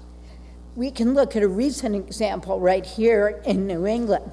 At the hearing for another bill on the same topic, the Department of Energy testified that Connecticut's contracts with Millstone Nuclear Power Plant and Seabrook have cost Connecticut's customers about $500 million above market prices over the past 5 years. And while that time period does include the year of historically high prices that happened right after the Russian invasion of Ukraine, even so, the nuclear power purchase agreement was still a bad deal for ratepayers. While New Hampshire does require the PUC to consider reasonableness, public interest, and cost, electricity rates have increased substantially to the detriment of our constituents. And as you may remember, just a few years ago, we appropriated $35 million to help give ratepayers a credit on their skyrocketing electric bills. So I'm not particularly comforted by current law. Electric bills have not come down, so we need to consider the ratepayer as we make policy. So in summary, I'm concerned this bill could represent a windfall for Seabrook or other electric generators with our ratepayers bearing all of the financial risk. I ask my colleagues to look into their own crystal ball and see if you can predict the price of energy in 20 years. If the answer is no, then please, you will support me on this floor amendment. Thank you. Thank you, Senator. Floor Amendment 2257 has been proposed, and the question is on the adoption of Floor Amendment 2257. Is there any discussion on the amendment? Okay, seeing none, are you ready for the question? All in favor of the floor amendment, say aye. Aye. All opposed, say no. No. No. The noes have it, and the floor amendment fails. The bill is still on second reading and open for further discussion or amendment. Senator Waters? Thank you, Madam President, and colleagues. I just wanted to rise to thank the chair of the committee and also Representative Vose and others who have worked on this bill. I think this is an important look forward for New Hampshire in this changes of energy policy. It is significant that we are saying now, for the first time since the 1990s, that we would consider letting utility own sources of generation, and that seems like a surprising turn of events, but we've had surprising turn of events in technology as well. Small modular reactors, which we probably won't see for maybe another 5 to 10 years, but they are coming, they're being manufactured, and it could be a great transition for our energy supplies, a great diversification from them, and a great distribution of them as well, and perhaps save us on transmission costs as well. So it's important for New Hampshire to send a message that we are open to this technology and we'll have a regulatory structure and framework which will make it possible for that to arrive. I also particularly want to commend Senator Avard. I understand, my colleagues' comments from District 13 I think are, very, very much that we should take into account. I tend to have more recognition of the fact that the PUC does have to look at cost. And if such a proposal comes forward, they will scrutinize it over the exact issues that were mentioned in those remarks about the floor amendment. But I think what's important here is to make sure that New Hampshire utilities have some options. We saw what happened when we locked Eversource into going into the market every 6 months when they had to go into the market when the natural gas prices were sky high. And boy, do we pay for that as New Hampshire consumers. I'm also very concerned, too, that Massachusetts, which has now included nuclear energy in its renewable portfolio standards, that was a change in their law that was made last year, and I've had conversations with their governor and their lieutenant governor, and they're certainly looking at perhaps doing long-term power purchase agreements from Seabrook, from which we get 50% of our power, and I wonder what the effect might be if we were no longer to be able to secure that amount of power, and so Eversource and the other utilities would have to go into the open market, subject to the spikes in costs of natural gas and other sources to make up for that. So it may be that that provision is not used, that the utilities don't think it's a good idea to bring forward that, but at least it gets us to the negotiating table, and it makes it possible for us to have a diversified energy source that protects New Hampshire consumers. Lastly, the language about some of the net metering areas may be familiar. We passed that in Senate Bill 228. We all thought it was a good idea. Maybe the House didn't quite go along with it, so they're going to have another chance to look at the reasonableness of this body. And as the senator from District 12 said, that if we have the principle that we want to have a diversity of energy resources, and by the way, 98% of new energy generated in the first quarter of this year was from solar or wind, right? So diversity of sources is going to help us. And so that part of this bill that we're passing to get another chance at will say, yes, your community housing projects, your community solar projects, your schools, now given the relatively larger size that this bill, small expansion of the size, investors will say, yeah, this can really help out and cut your municipal bills because you're going to have this kind of power supply. And it's going to help all the rest of us because it's distributed energy resources that mean less cost of transmission. What a great package you put together, Senator from District 12. And I urge passage. Thank you, Madam President. Thank you, Senator. The bill is still on second reading and open for further discussion and amendment. Okay. Seeing none, the question is on the adoption of ought to pass as amended on House Bill 710. Are you ready for the question? All in favor say aye. Aye. Aye. All opposed say no. The ayes have it. The motion is adopted and the bill is ordered to third reading. The Senate will be attentive to the clerk. Thank you, Madam President. The Committee on Health and Human Services, to which was referred House Bill 63, an act relative to the use of nasal spray to treat anaphylaxis. Having considered the same, the committee recommends that the bill is ought to pass with an amendment by a vote of 5 to 0. Senator Rochford for the committee. Senator Rochford. Thank you, Madam President. Excuse me. I'm going to recognize Senator Birdsall. Thank you. Move to table. Okay. Senator Birdsall has moved to lay House Bill 63 on the table. The motion to lay on the table is non-debatable. All in favor of the motion say aye. Aye. All opposed say no. The ayes have it. The motion has been adopted and House Bill 63 is laid on the table. Okay, I just have a quick announcement before we break for lunch.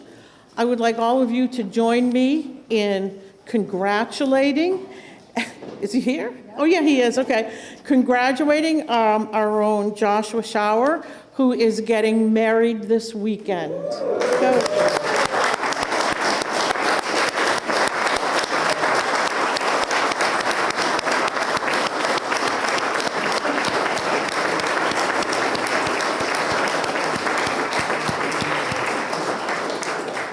Joshua, the Senate is offering you our most heartfelt congratulations and best wishes on your upcoming marriage. Okay. Yes, and well, where's the, okay, the Senate will be in recess until 1 o'clock.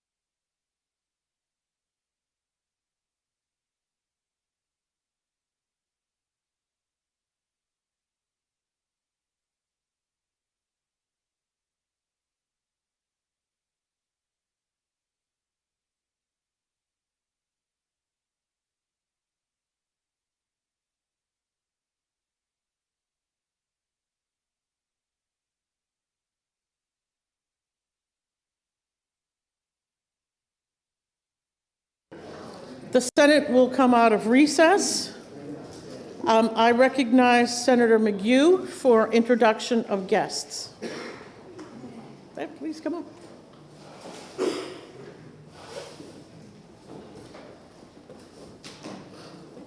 Thank you, Madam President. I'm pleased to introduce the Merrimack High School Tomahawks. Is that lacrosse? Please come in. Come on up. These are their coaches, the head coach, Dr. Sarah Campbell, the assistant coach, Liz Dumais, the captain, Aaron Murray, Liam McIsaac. Come on across. Maeve LaRock, Avis Cleaver, Hikari McDowell, Lauren Murby, and Bridget Clark. These young students have, for the third consecutive year and 5 out of 6, 5 out of 6.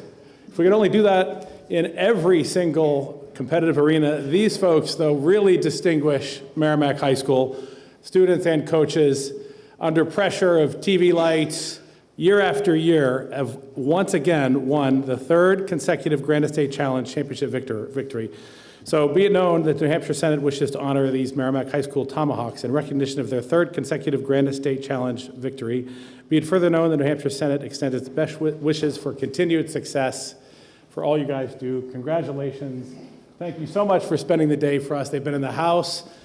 They were in the governor's chamber for a bill signing. They've seen democracy in action, and I wish you well in all that you do. Thank you so much for coming. Thank you. Hearty congratulations.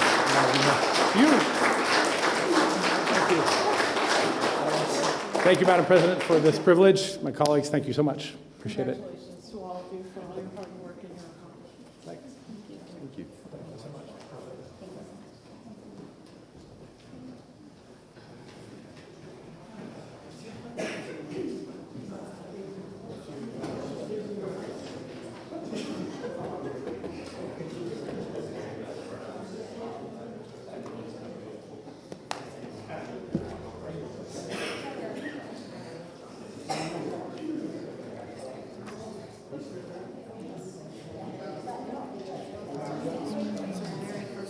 Is this one, yeah.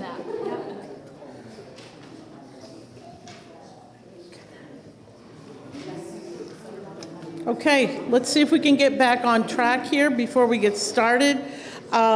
In Judiciary, House Bill 528, without objection, will be special order to June 5th, 2025. Okay. The Senate will be attentive to the clerk. Thank you, Madam President. The Committee on Judiciary, to which was referred House Bill 57, an act relative to persons released from prison for the purpose of participating in certain post-secondary education programs in the community. Having considered the same, the committee recommends that the bill is ought to pass with an amendment by a vote of 3-2. Senator Abbas for the committee. Senator Abbas. Thank you, Madam President. I move House Bill 57 ought to pass with amendment. The amendment adopted by the Senate Judiciary Committee relative to HB 57 ensures that the egregious and violent criminal offenders are arraigned before a judge within 36 hours of an arrest, as opposed to being brought before a bail commissioner.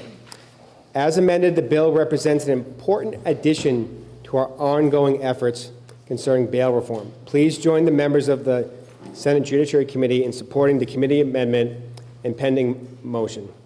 Thank you, Madam President. The bill is now on second reading. The first order of business is the committee amendment. Is there any discussion on the committee amendment? Senator Altschiller. Thank you, Madam President.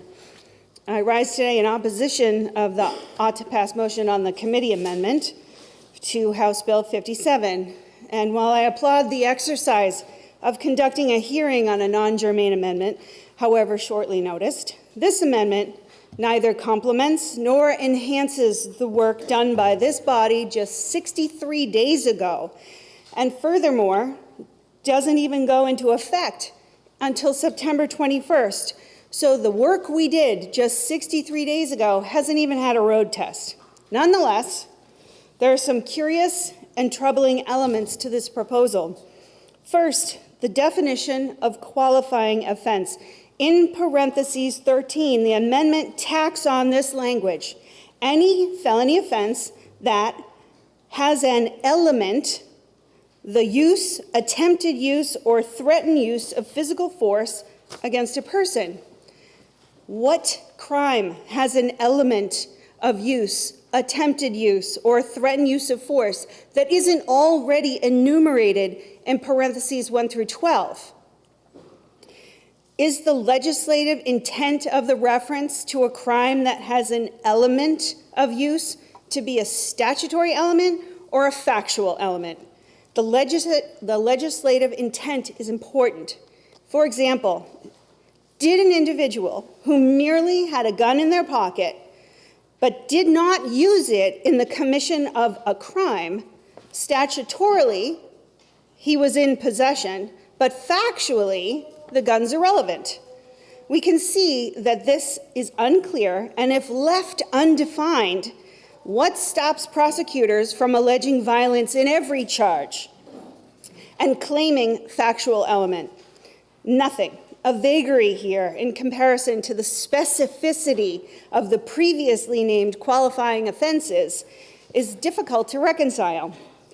Additionally troubling is the carve-outs from the original text submitted by the senator from District 18. The proposed amendment heard last Tuesday, again, bill passed 63 days ago, had specific mentions of firearms. The prime sponsor, often self-identified as a firearms instructor, specifically used inclusion of these elements and spoke to concerns for public health and safety. Line 12 of the original proposal that, and I'll quote here from testimony given just 2 days ago, quote, "This amendment lists the most egregious offenses which would require an individual to appear before the court as opposed to another court officer if there is probable cause to detain them," end quote. This amendment has listed under qualifying offenses had listed under qualifying offenses the felonious use of a firearm and any offense that alleges the illegal possession, use, or distribution of a dangerous weapon, which we know to be means any firearm, knife, or other substance or thing which, in the manner it is used, intended to be used, or threatened to be used, is known to be capable of producing death or serious bodily injury. The references to deadly weapons in parentheses 10, though, the reference to robbery under RSA 636(1) Part 3 remains intact. That didn't get touched, even though it specifies that robbery is a Class B felony, except that if the defendant was actually armed with a deadly weapon or reasonably appeared to the victim to be armed with a deadly weapon or inflicted or attempted to inflict death or serious injury of another person. The offense is a Class A felony, except if that defendant was actually armed with a deadly weapon and the deadly weapon was a firearm. That's from RSA 651. There are so many inconsistencies in this amendment that this body should not be tinkering with the legislation we just passed. We did this bipartisan together, and it hasn't even gone into effect. If the intention of this amendment is public safety, it is misdirected. Please vote no on the adoption of this amendment. Thank you, Madam President. Thank you, Senator Altschiller. The bill is now on second reading. The first order of business is the committee amendment. Is there any further discussion on the committee amendment? Senator Abbas. And just to reiterate what the committee amendment did, and when we talk about, I understand when people hear elements of an offense, understand that the element of the offense has to involve physical force and rise to a felony.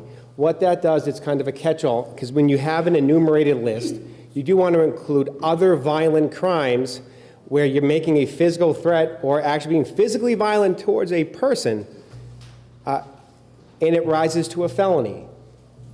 This is to ensure that the law that was intended to be passed, it makes it stronger, not weaker, And that's the reason why this amendment should be adopted, and that's why it enhances public safety.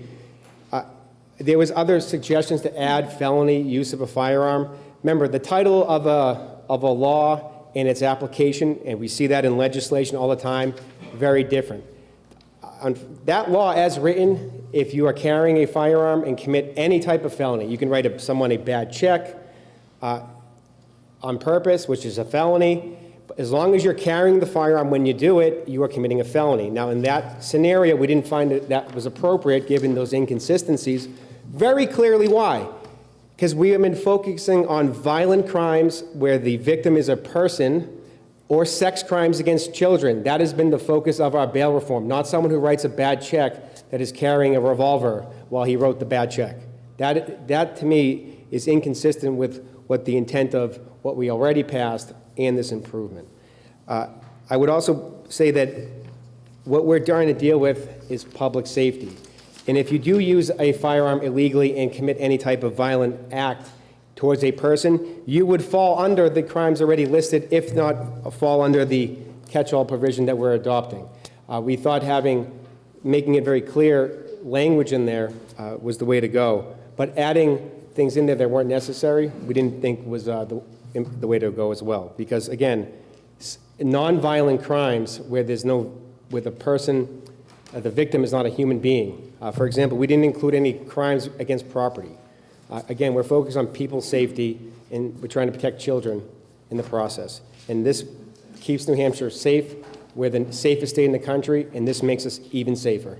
So please join me, support the committee's recommendation of ought to pass as amended. Let's adopt this amendment first, though. Thank you. Thank you, Senator.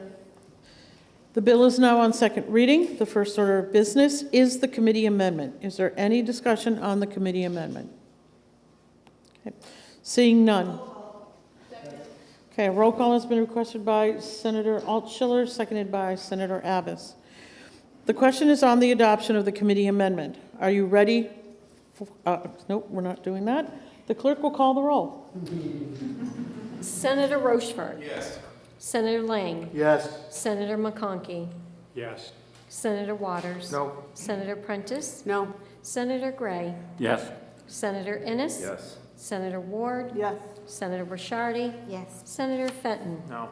Senator McHugh. Yes. Senator Avard. Yes. Senator Rosenwald. No. Senator Reardon. No. Senator Murphy. Yes. Senator Pearl. Yes. Senator Sullivan. Yes. Senator Birdsell. Yes. Senator Long. No. Senator Perkins Quokka. No. Senator Abbas. Yes. Senator Gannon. Yes. Senator Altschiller. No. And Senator Carson. Yes. Okay, the ayes have it by a vote of 16 to 8. The question now is on the adoption of ought to pass as amended on House Bill 57. Are you ready for the question? A roll call has been requested by Senator Abbas, seconded by Senator Altschiller.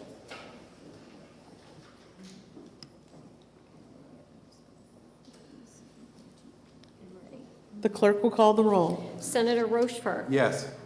Senator Lang. Yes. Senator McConkey. Yes. Senator Waters. No. Senator Prentiss. No. Senator Gray. Yes. Senator Innes. Yes. Senator Ward. Yes. Senator Ricciardi. Yes. Senator Fenton. No. Senator McHugh. Yes. Senator Avard. Yes. Senator Rosenwald. No. Senator Reardon. No. Senator Murphy. Yes. Senator Pearl. Yes. Senator Sullivan. Yes. Senator Birdsell. Yes. Senator Long. No. Senator Perkins Quokka. No. Senator Abbas. Yes. Senator Gannon. Yes. Senator Altschiller. No. And Senator Carson. Yes. The ayes have it by a vote of 16 to 8. The motion of ought to pass as amended is adopted, and the bill is ordered to the third reading. The Senate will be attentive to the clerk. Thank you, Madam President. The Committee on Judiciary, to which was referred House Bill 148, an act permitting classification of individuals based on biological sex under certain circumstances. Having considered the same, the committee recommends that the bill is ought to pass by a vote of 3 to 1. Senator Gannon for the committee. Senator Gannon. Thank you, Madam President. On behalf of the Senate Judiciary Committee, I hereby move that House Bill 148 ought to pass.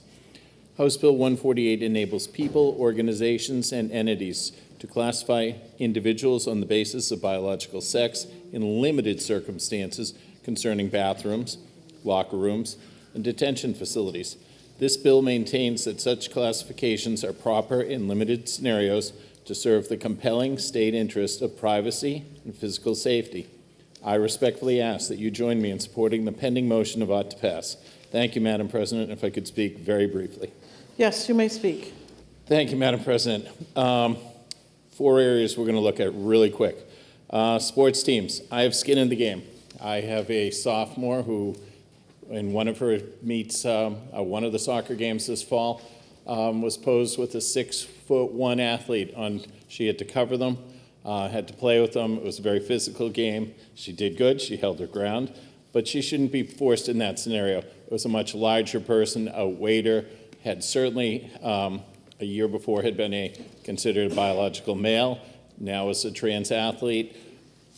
It just was, if you saw the scenario, it didn't look good. And you would know that a large object and a small object are not going to do what the small object's going to lose when they collide. Males, trans males have 30, depending on when they start transitioning, 30% more upper body strength and lower body strength. So in the interest, the compelling state interest is the safety of my daughter, in this case, on the sports field. Prisons, for years, you and I have both listened to wardens and matrons come forth and say that safety can't be guaranteed in this problems once you mix males, females, trans, and others. They want single-sex facilities for the safety of their people in their charge. Lockers and bathrooms, protecting the privacy rights of women and girls is a compelling interest, and that's where I'll stop today, as we've discussed this on numerous occasions in the past on the Senate bill. Thank you, Madam Chair. Thank you, Senator. The bill is now on second reading. Is there any further discussion? Senator Reardon wishes to speak. Thank you, Madam President. I'll begin by referencing what I said the last time a similar bill was presented before us just a couple of months ago, and that is regression is what we're voting on today. Going back to a time when people were not free to live their lives the way they wished, where their civil liberties and freedoms were infringed on a daily basis, and where they were scared every time they stepped foot out of their homes. A common talking point when it comes to this situation is safety and not going back. We heard that argument that we're not going back, and people deserve to feel safe, and I couldn't agree more. People do deserve to feel safe. All people deserve to feel safe. Does that mean that only applies to people that we get to choose whether they're safe or not? Because someone does not conform to the societal expectation that we have set for them or you have set for them, this safety does not extend to them as well. You may feel uncomfortable about how someone has chosen to identify, as is the right granted to them by living in a country where freedom reigns and we're promised civil rights and liberties. They're suddenly stripped of their right to exercise their freedom and identity how they wish to, and are told that they must now jeopardize their own safety. We're already seeing the tangible effects of something like this being put into place and the unenforceability of what is proposed here, where 2 biological women went into the bathroom of the Liberty Hotel in Boston just last week and were told that they had to prove their gender or leave. What if your daughter had a short haircut or presented as more masculine? Would you be okay if you found a security guard confronting them or any other biological male in a bathroom and she had to prove her gender? We heard last time on the floor debating this, and we were warned not to go back. And that's what I would ask to remind everyone of now, that the LGBTQ plus community has also fought for rights that they have and fought as well. They hold the same wishes as you for not going back. To be able to live one's true life must extend to people beyond the ones that we believe they're entitled to it. The bill is dehumanizing, targeting, and a poisonous policy. I urge you to vote no on the motion of ought to pass. Thank you, Senator. The bill is on second reading. Is there any further discussion? Senator Waters wishes to speak. Thank you, Madam President. I rise in opposition to the motion. As a part of this bill I really like, it was House Bill 148. It's in the first part, where it says the general court hereby finds and declares that practices of discrimination against any of its inhabitants because of age, sex, gender identity, race, creed, color, marital status, familial status, or physical or mental disability, or national origin are a matter of state concern, that such discrimination not only threatens the rights and proper privileges of its inhabitants, but menaces the institutions and foundations of a free democratic state and threatens the peace, order, health, safety, and general welfare of the state and its inhabitants. And I will say, if this were scripture, I think that would be printed in red.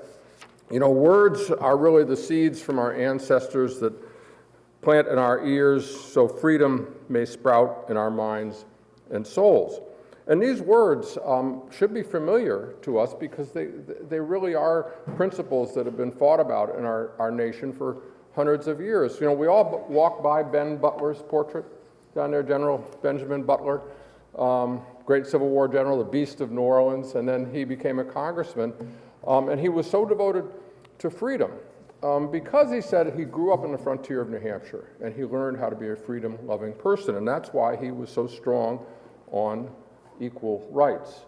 And he was one of the authors of the Civil Rights Act of 1875. And it's interesting, it's very close to what we have in our, he says, it's essential to just government we recognize the equality of all men before the law and hold that it is the duty of government in its dealings with the people to mete out equal and exact justice to all of whatever nativity, race, color, or persuasion, religious or political, and it being an appropriate object of legislation to enact great fundamental principles into law. And so here are his words, that all persons within the jurisdiction of the United States shall be entitled to the full and equal enjoyment of the accommodations, advantages, facilities, and privileges of inns, public conveyances on land and water, theaters, and other places of public amusement.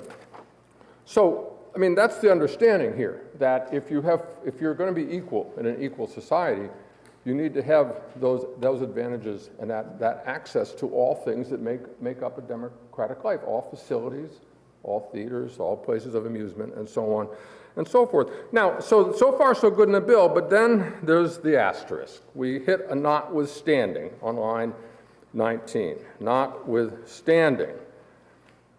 There are certain limited circumstances in which classification of persons based on biological sex is proper. It's the asterisk. Now, we've seen what asterisks have done previously in the effort to bring freedom. All men are created equal, asterisk. Life, liberty, and pursuit of happiness, asterisk. We the people in the Constitution, asterisk. There's always that exception, you see, that was made, and what a struggle it has been in our nation to ensure that we take that asterisk out. And, you know, I can understand in this very, very much the genuine feelings of the people who bring this bill forward. I really understand it, and I really see that the kind of desire for public safety and so on, I hear that. But I think that those ideas are really misdirected in this bill. Now, Ben Butler lived long enough to see his Civil Rights Act overturned by the Supreme Court in 1883, and it opened the door for Jim Crow laws and finally those being solidified in statute under Plessy versus Ferguson. And I want to say just a couple of words about, I think, the two issues that are before us. Is it possible to have separate but equal? Is it possible to have equality while you have the asterisk, the notwithstanding? And then secondly, if you have that, those exceptions, how do you enforce them? You know, can you actually possibly enforce what's in 148? And, you know, I think it's really put very well in Chief Justice Bradley's decision in Plessy versus Ferguson, where he tries to get the heart of the matter in upholding that judgment, where he says that the enforced separation does not necessarily create a badge of inferiority, so that you can have separate but one equal. And then he goes on to say that the key here, though, is if one group is inferior for some reason, socially, even the Constitution of the United States can't place them upon the same plane. Now, you know, and that's very much what we're arguing here. Is it possible to have separate facilities, separate definition somehow applying biological sex to trans and other folks, and have that be sustained as not creating inequality. And dissenting Justice John Marshall got right to the heart of that, because he said, if laws of like character should be enacted in several states of the Union, the effect would be of the highest degree mischievous. There would remain a power in the states by sinister legislation to interfere with the blessings of freedom to regulate civil rights common to all citizens on the basis of race, we might say biological sex, and the possessive condition of legal inferiority upon a large group of citizens. So, here's where we are with 148. Can there be full civil equality if we have the asterisk and say that there's the exception, the notwithstanding, that in these circumstances, guess what? You don't have certain rights. Now, of course, the problem here, and recognized in Justice Bradley's decision in Plessy versus Ferguson, is how do you tell? How do you tell?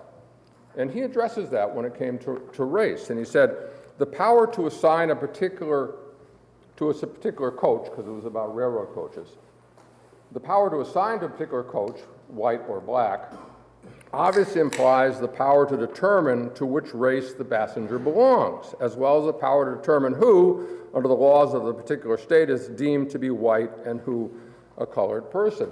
Now, this casts a real shadow over this legislation, because how are we going to determine biological sex?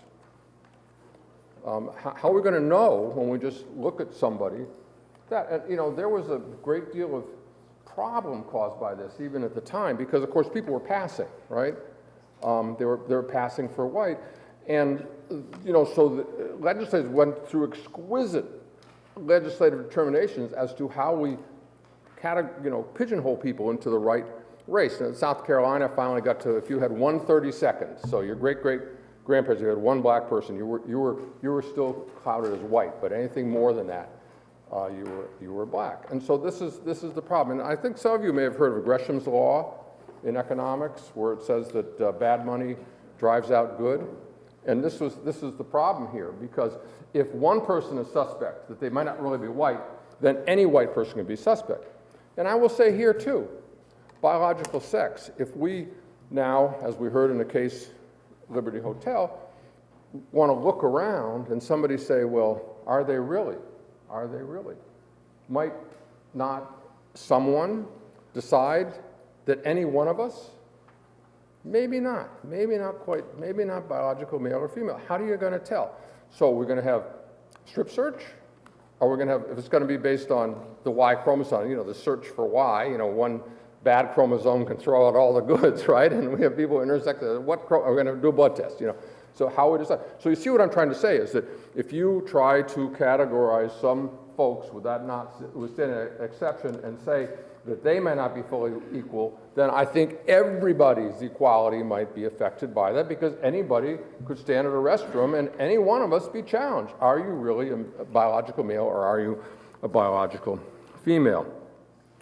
So here we are. What I fear in some ways is that DEI is being replaced with SCR, surveillance, censorship, and repression. Surveillance, censorship, and repression. That seems to be the regime, seemingly minor piece of legislation, and yet one more piece of that puzzle. And I think also too, we know it's the 250th anniversary of the Declaration, where equality and liberty and the cry of freedom, and that echoes in these chambers for all those who have ears to hear. And I think today the walls answer why. Why are we doing this? But I will say that we, the people, shall overcome. Thank you, Madam President. Thank you, Senator. Senator Sullivan has a question of? Thank you, Madam President, of my colleague in District 23. Thank you for asking the question. Thank you for taking the question. Would you agree that regression is the very act of erasing women and girls and telling them that they need to yield to the patriarchy once again, as men tell women how to think, how to act, and what to accept when it comes to their rights their voice and their personal safety? Yes, I would. Thank you. Thank you, Madam President. Okay. Senator Rosenwald has a question of? The senator from District 15. Thank you for taking my question. So let's get down to the basics. Does this bill make us safer?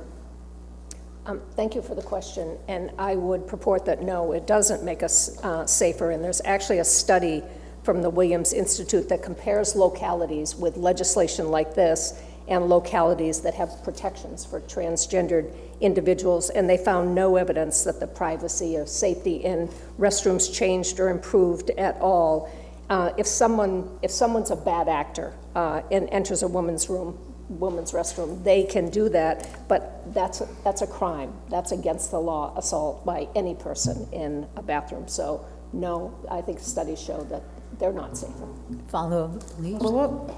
So does the bill make us less safe? I would say yes, the bill does make us less safe.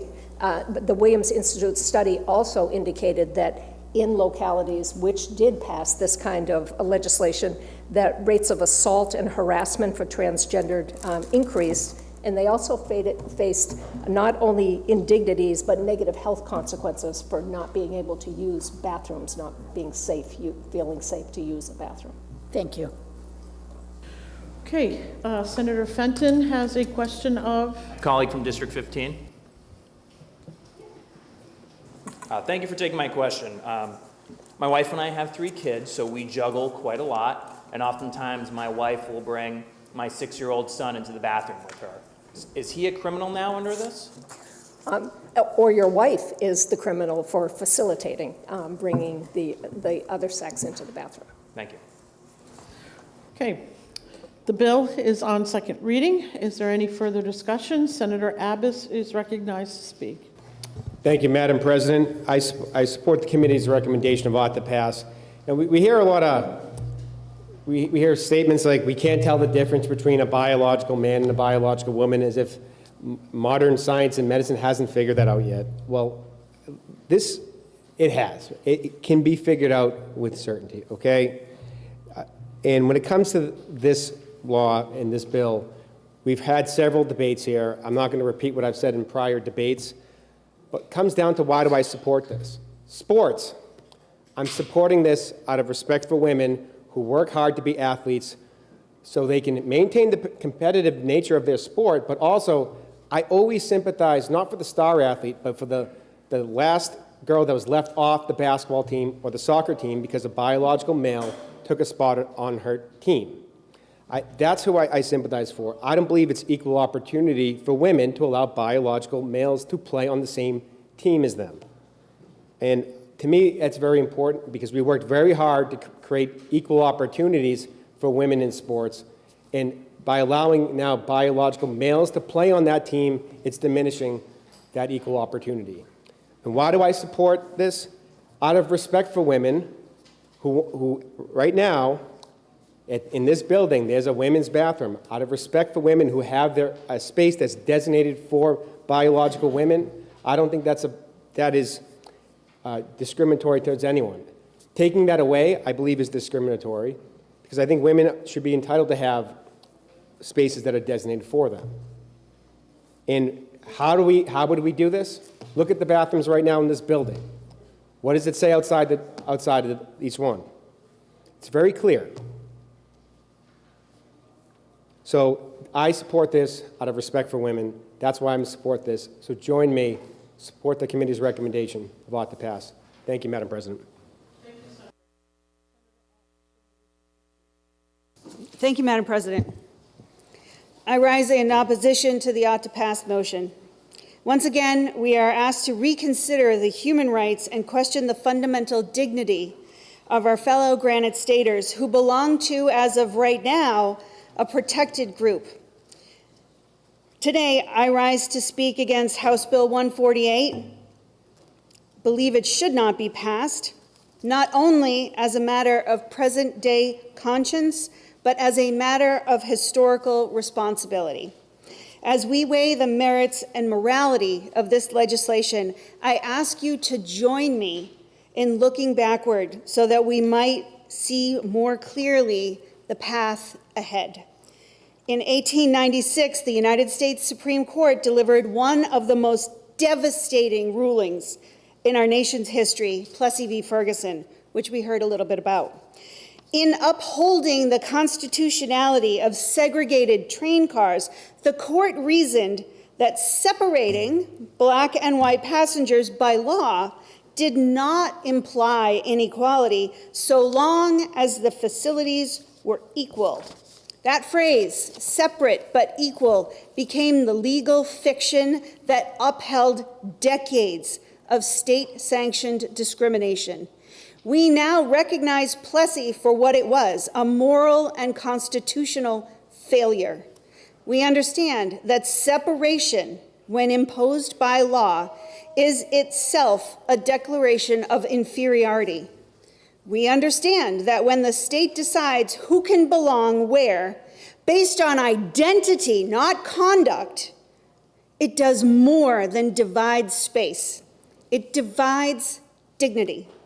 And we understand that laws passed in the name of privacy or public order can be and have been used to marginalize the vulnerable. 148 is not about train cars, but it is cut from the same cloth. It tells transgender Granite Staters, you may live among us, but in certain spaces, you must step aside. You must use different facilities. You may not compete with your peers. You will be treated according to what the state says you are, not who you know yourself to be. Supporters may argue that this bill does not discriminate. It merely classifies. But that was Plessy's very argument. The court in 1896 said segregation did not stamp Black Americans with a badge of inferiority unless they interpreted it that way. And we all know how wrong that reasoning was, and it behooves us to remember that today. So look at what this bill will do. It will allow institutions to deny transgender individuals access to restrooms and locker rooms aligned with their gender identity, not because of behavior, but because of biology. The effect is exclusion. The message is rejection. It would declare that transgender girls in sports inherently have an unfair advantage without regard for individual context or ability. This isn't about fairness. It's about broad, fear-based generalizations. And it would permit correctional facilities and mental health institutions to ignore gender identity altogether, placing people where they are vulnerable to assault and abuse. And this is not safety. It will be state-sanctioned harm. So we have to ask, does separation in these settings create equality or reinforce stigma? Does it promote order or does it institutionalize fear? Let us not repeat the mistakes of the past by believing that law can divide without consequence. Plessy taught us that any policy built on separation, no matter how narrowly drawn, no matter how softly justified, always signals the same thing. You do not belong fully and equally here. It took this nation nearly 60 years to overturn Plessy with the Brown v. Board of Education case in 1954.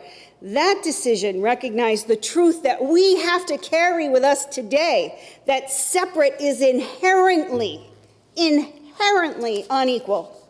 Not just in schools, not just in courtrooms, not just in houses of correction, but anywhere that the law tells one group of people that they are too different to be seen and treated as equals.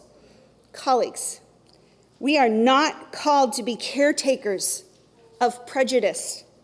We are called to be stewards of justice. That means protecting people not only when it's easy or popular, but when it is morally imperative. Yes, the issues before us today are complex, but the principle is simple. Every person is entitled to equal dignity under the law. That dignity is not granted by anatomy, nor should it be denied by discomfort. It is affirmed by us, by how we choose to legislate, by whether we follow fear or conscience. Let's not repeat history's moral failures and then claim that we were acting out of caution, acting out of protection. Let's instead be bold enough to learn from Plessy, to recognize the injustice of House Bill 148 and reject it fully and clearly. Because when we look back at this moment, as we did with Plessy, we want to be able to say that we did not falter when it came time to stand for what was right. Transgender rights are human rights. Inclusion is not a compromise, and dignity is not negotiable. And I ask this body to vote down the ought to pass motion so that another motion can be made. Thank you, Madam President.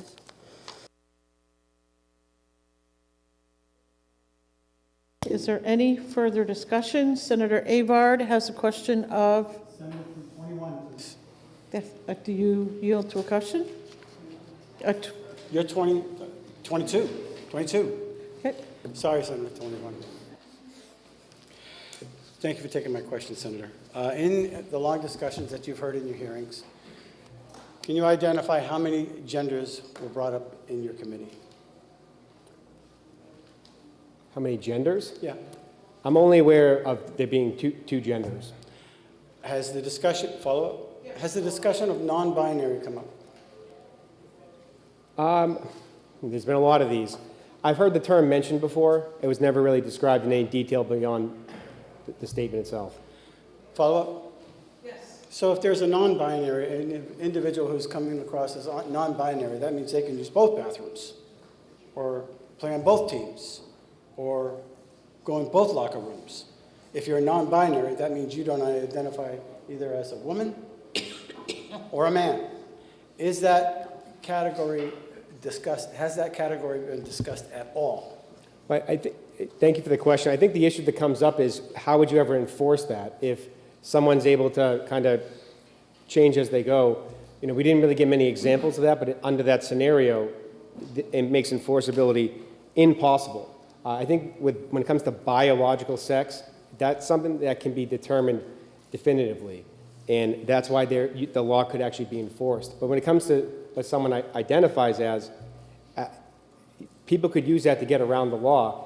That's really not something that can be meaningfully enforced. I'm not sure how else you would be able to do the restrooms unless you made them all gender neutral everywhere in the state, which I don't believe anyone's asking for that. Final follow-up, Madam President. So if somebody is identifying as a non-binary, that gives them special rights, more rights than those who identify as one particular gender. Is that correct? Well, but the thing is, anyone can actually, if you say that, anyone can get around the law. But I suppose if you're non-binary and claiming to identify as both genders, I suppose you can do it. You can go in whatever you want. Yes. Thank you. Okay. Senator Abbas has a question of... I can wave off. Okay. Okay, the bill is still on second reading. Is there any further discussion? Senator Birdsall wishes to speak. Thank you, Madam President. We've been debating this issue in depth for several years now, and several times this year, so I will be brief. Question was asked, why are we doing this? It's what about the women and their rights? We're talking about rights, but women are humans as well. They have rights, and they have a right to their own privacy. Women are being marginalized in this environment. And as far as I'm concerned, this has to stop. Their right to privacy is being stripped. Their right for competitive sports is being stripped. And when they complain, they're being taken off the teams, or they're being expelled from school or suspended from school. This is not fair. This is, to me, a violation of the Title IX. And we talk about safety. Last year, biological male athlete in Massachusetts injured 3 female volleyball players, forcing that team to forfeit. In North Carolina, a female player suffered severe head and neck injuries when a biological male spiked a volleyball in her face. Here in New Hampshire, a biological male from Kearsarge has won multiple track and field events, keeping female athletes off the podium. And several members of Hillsborough Deering girls soccer team sat out rather than put themselves at risk against a biological male on the team. Transgender people have a right to live as they wish, but they don't have a right to force themselves into bathrooms, locker rooms, and prisons and sports fields where women are performing. This is, like I said before, it is a matter of fairness. This is a matter of safety. Yes, safety. And I urge my Senate colleagues to protect women's spaces. Vote ought to pass on House Bill 146. Madam President, I ask to move the question.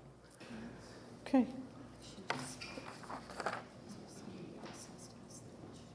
Oh, Senator, on advice from the clerk, because you just spoke, you cannot move the question. I move the question. Okay, Senator Gannon moves the question. We have two people who wish to speak. Senator Perkins-Coker. Thank you, Madam President. While I appreciate the debate here today about what we can do to help women and girls, I have a couple points to make on that. First, I'd like to use the words of a woman and athlete who has her own opinion on this matter. This is a letter from Annalise Feldman, a freshman at Yarmouth High School in Maine. She wrote a letter to the editor talking about recent rhetoric by a Maine representative, a Republican that represents Auburn, Maine.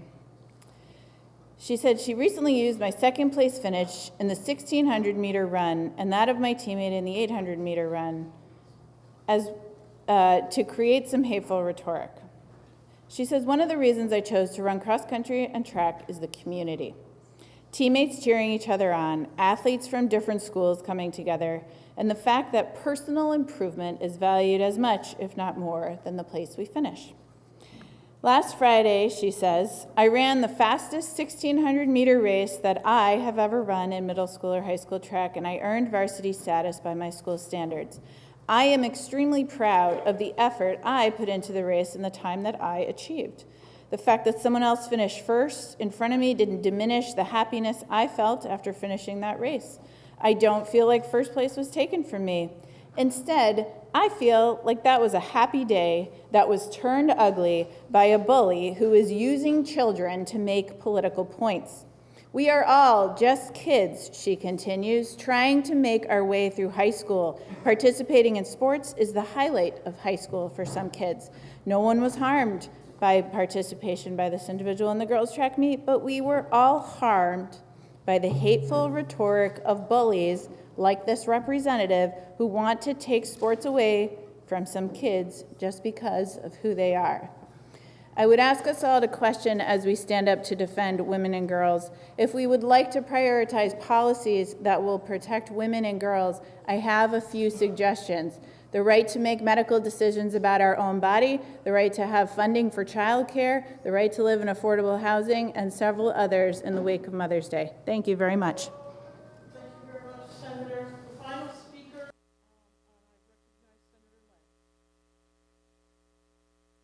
The rights of biological women in favor of biological men is wrong.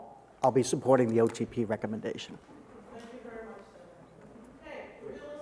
reading. Is there any further discussion? Just remind everybody the question has been called. Okay, a roll call has been asked for by Senator Altschiller. Is there a second? Seconded by Senator Sullivan. Okay, the question is on the adoption. I'm sorry? Senator Avard's not here. Okay, we have to wait a second. Senator Avard is not here.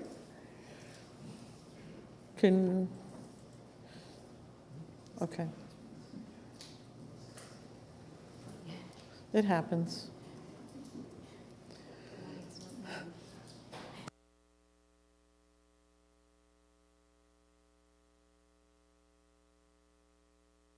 Yeah, he's coming, okay.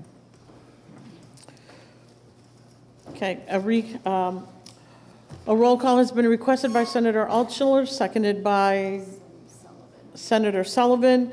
The question is on the adoption of the committee recommendation of ought to pass on House Bill 148. The clerk will call the roll. Senator Rochefort. Yes. Senator Lang. Yes. Senator McConkey. Yes. Senator Waters. No. Senator Prentiss. No. Senator Gray. Yes. Senator Innes. Yes. Senator Ward. Yes. Senator Brichardi. Yes. Senator Fenton. No. Senator McHugh. Yes. Senator Avard. Yes. Senator Rosenwald. No. Senator Reardon. No. Senator Murphy. Yes. Senator Pearl. Yes. Senator Sullivan. Yes. Senator Birdsell. Yes. Senator Long. No. Senator Perkins Quokka. No. Senator Abbas. Yes. Senator Gannon. Yes. Senator Altschiller. No. And Senator Carson. Yes. The ayes have it by a vote of 16 to 8. The motion of ought to pass is adopted, and the bill is ordered to third reading. The Senate will be attentive to the clerk. Thank you, Madam President. The Committee on Judiciary, to which was referred, House Bill 191 FN, an act providing criminal and civil penalties for the transporting of an unemancipated minor in order to obtain a surgical procedure without parental permission. Having considered the same, the committee recommends that the bill be re-referred to committee by a vote of 3 to 2. Senator Gannon for the committee. Senator Gannon. Thank you, Madam President. On behalf of the Senate Judiciary Committee, I move that House Bill 191 FN be re-referred to committee. The House Bill 191 establishes criminal and civil penalties for the transportation of an unemancipated minor for surgical procedures without the express written consent of the parents or guardians of the child. The committee heard testimony concerned with potential unintended consequences for student athletes in emergency care and subsequently has recommended the bill for re-referral. I respectfully ask for you to support the pending motion for House Bill 191 FN. Thank you, Madam President. Thank you, Senator. The motion is to re-refer to committee. Is there any discussion? Okay, seeing none, the question is on the adoption of the committee recommendation of re-refer to the committee on House Bill 191. Are you ready for the question? All in favor say aye. Aye. All opposed say no. The ayes have it. The motion of re-refer to the committee is adopted. The Senate will be attentive to the clerk. Thank you, Madam President. The Committee on Judiciary, to which was referred, House Bill 301, an act relative to cultivation locations for alternative treatment centers. Having considered the same, the committee recommends that the bill is inexpedient to legislate by a vote of 3 to 1. Senator Abbas for the committee. Senator Abbas. Thank you, Madam President. I move to table. Okay. What was that? Okay. I need to read the thing.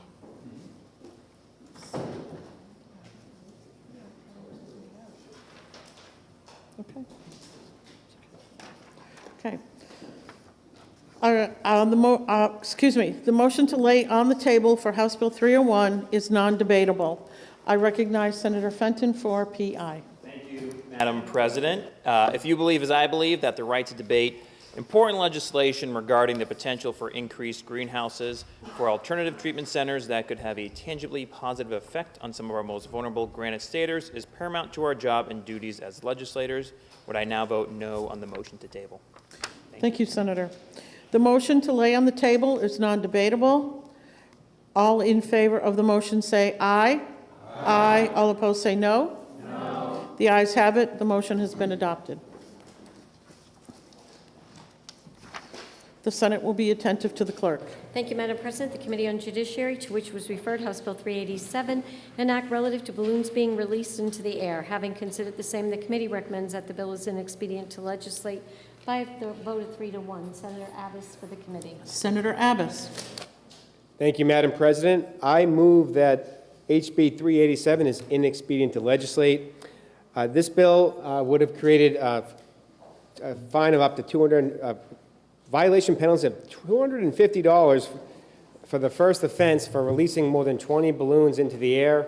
The committee did hear testimony that although there are environmental concerns with someone who keeps releasing balloons into the air, The committee felt that the enforceability of this, as well as the difficulty to enforce this, along with the many loopholes in the law, such as people can just release larger balloons and accomplish the same types of pollution, we didn't think this was ready to go forward. So please join me to support the committee's recommendation of inexpedient to legislate. Thank you, Madam President. Thank you, Senator Abbas. The motion is inexpedient to legislate. Is there any further discussion? Okay, seeing none, the question is on the adoption of the committee recommendation of inexpedient to legislate on House Bill 387. Are you ready for the question? All in favor say aye. Aye. All opposed say no. The ayes have it. The motion of inexpedient to legislate is adopted. The Senate will be attentive to the clerk. Thank you, Madam President. The Committee on Judiciary, to which was referred House Bill 397, an act establishing a multi-agency task force chaired by the Department of Safety. Having considered the same, the committee recommends that the bill is inexpedient to legislate by a vote of 3-2. Senator Abbas for the committee. Senator Abbas. Thank you, Madam President. I move House Bill 397, inexpedient to legislate. HB 397 seeks to create a multi-agency task force concerned with Marine Patrol officer shortage. Members of the committee recognize a decrease in Marine Patrol presence. However, the interagency dialogue and evaluation can occur independent of any legislative action. The committee accordingly recommends that the bill be found inexpedient to legislate. Please support the pending motion on HB 397. Thank you, Madam President. Thank you, Senator. The motion is inexpedient to legislate. Is there any discussion? Seeing none, the question is on the adoption of the committee recommendation of inexpedient to legislate on House Bill 397. Are you ready for the question? All in favor say aye. Aye. All opposed say no. No. The ayes have it. The motion of inexpedient to legislate is adopted. The Senate will be attentive to the clerk. Thank you, Madam President. The Committee on Judiciary, to which was referred House Bill 480, an act relative to restoration of competency to stand trial for criminal defendants. Having considered the same, the committee recommends that the bill is referred to committee by a vote of 3-0. Senator Gannon for the committee. Senator Gannon. Thank you, Madam President. On behalf of the Senate Judiciary Committee, I move that House Bill 480 be re-referred to committee. House Bill 480 sought to establish a forensic liaison position under a DHHS pilot program for the purpose of assisting in competency proceedings for criminal defendants. Numerous stakeholders, including the prime sponsor, testified that the bill requires further time and consideration, which has resulted in the committee's recommendation to re-refer. I respectfully ask that you support the pending committee recommendation. Thank you, Madam President. Thank you, Senator. The motion is to re-refer to committee. Is there any further discussion? Seeing none, the question is on the adoption of the committee recommendation of re-refer to committee on House Bill 480. Are you ready for the question? All in favor say aye. Aye. All opposed, no. The ayes have it. The motion of re-refer to committee is adopted. The Senate will be attentive to the clerk. Thank you, Madam President. The Committee on Judiciary, to which was referred House Bill 520, an act relative to authorizing hearing officers of the Department of Education to issue subpoenas. Having considered the same, the committee recommends that the bill is ought to pass by a vote of 3-2. Senator Abbas for the committee. Senator Abbas. Thank you, Madam President. I move House Bill 520 ought to pass. HB 520, it's a request of the Department of Education, provides subpoena authority to the department concerning hearings surrounding a credential holder's conduct, specifically as it relates to the ethical code. Subpoena authority is a common among the states, the other states and their agencies, and serves to maintain compliance with the standards and procedure. Please support the motion, the pending motion on HB 520. Thank you, Madam President. And if I just may briefly speak further? Yes, you may. Now, in seeking a subpoena, it's not any subpoena will be issued. What would have to do, you would have to go before the hearing officer and demonstrate that it is sought in good faith for the purpose of investigating a violation of the Educator Code of Conduct by a certified educator. And on top of that, you also will have to make a demonstration that the information you are trying to get through that subpoena is likely to be deemed material and relevant to the actual investigation. So this is the subpoena is narrowed to the investigation that is being conducted. I will say, without this authority, I believe the department would have a real difficult time actually investigating any matters they're looking into involving anyone who's a credentialed license holder. So I think for this, it allows them to investigate any misconduct that's being done, or they will at least look into, and this makes it, some of these rules that actually can be, some of these allegations can actually be investigated by the department who issued the license in the first place. I understand that, when there's criminal acts, that the Attorney General's office, but that's separate. Not every code of conduct violation is going to amount to a criminal violation. So I think a lot of those potential violations, they really don't have a meaningful way to investigate. This gives them that authority. I think this is a good policy going forward. So please join me, support the committee's recommendation of ought to pass. Thank you, Madam President. Thank you, Senator Abbas. The bill is now on second reading. Is there any further discussion? Senator Reardon. Thank you, Madam President. I rise in opposition to the ought to pass motion. To date, we have not encountered a single instance where a department or stakeholder failed to provide information when asked in an investigation. The system as it currently stands is working, and we do not need to implement subpoena power. There's never been a demonstrated need for it. Furthermore, it's important to clarify that the investigations are done at the district level, not by the Department of Education. The bill would shift that responsibility in a way that undermines local control and adds unnecessary bureaucracy to a process that's already functioning as intended. Experience has shown that in instances of a failure of an educator to meet the standards of credentialing, witnesses and others in the protection of their own occupation are willing to come forward and be cooperative. And finally, this proposal would apply to full-time public school teachers only. It would not extend to part-time teachers, coaches, staff, which notably is where we've actually seen most of the issues arise. That raises real questions about the intent and the efficacy of the measure. For all these reasons, I urge my colleagues to oppose this bill. Let's focus on addressing actual gaps in our system, not creating new powers to fix problems that don't exist. Thank you. Thank you, Senator. The bill is still on second reading. Is there any further discussion? Okay, seeing none, the question is on the adoption of the committee recommendation of ought to pass on House Bill 520. Are you ready for the question? All in favor say aye. Aye. All opposed, no. No. The ayes have it. The motion of ought to pass is adopted, and the bill is ordered to third reading. Okay, we are going to now move on to bills removed from the table. The motion is to remove House Bill 151 from the table. It is a non-debatable motion. All in favor say aye. Aye. All opposed, no. The ayes have it. The motion to remove the bill from the table passes. What do I need to? Okay. Currently, the pending motion is on the committee amendment, which is number 2025-1974S. Senator Gray, you may speak. 51.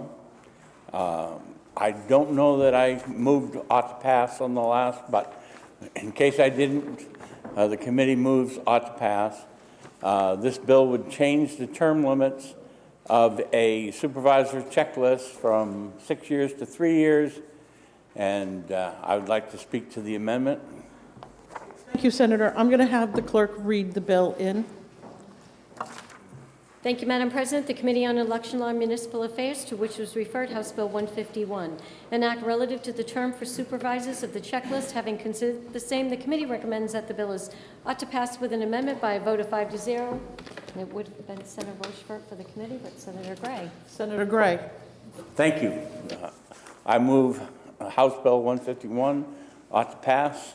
This bill changes the term of service for the supervisor's checklist from 6 years to 3 years, and I'd like to speak to the committee amendment when appropriate. Okay, thank you, Senator. The bill is now on second reading. The first order of business is the committee amendment. Is there any discussion on the committee amendment? Senator Gray. Thank you, Madam President.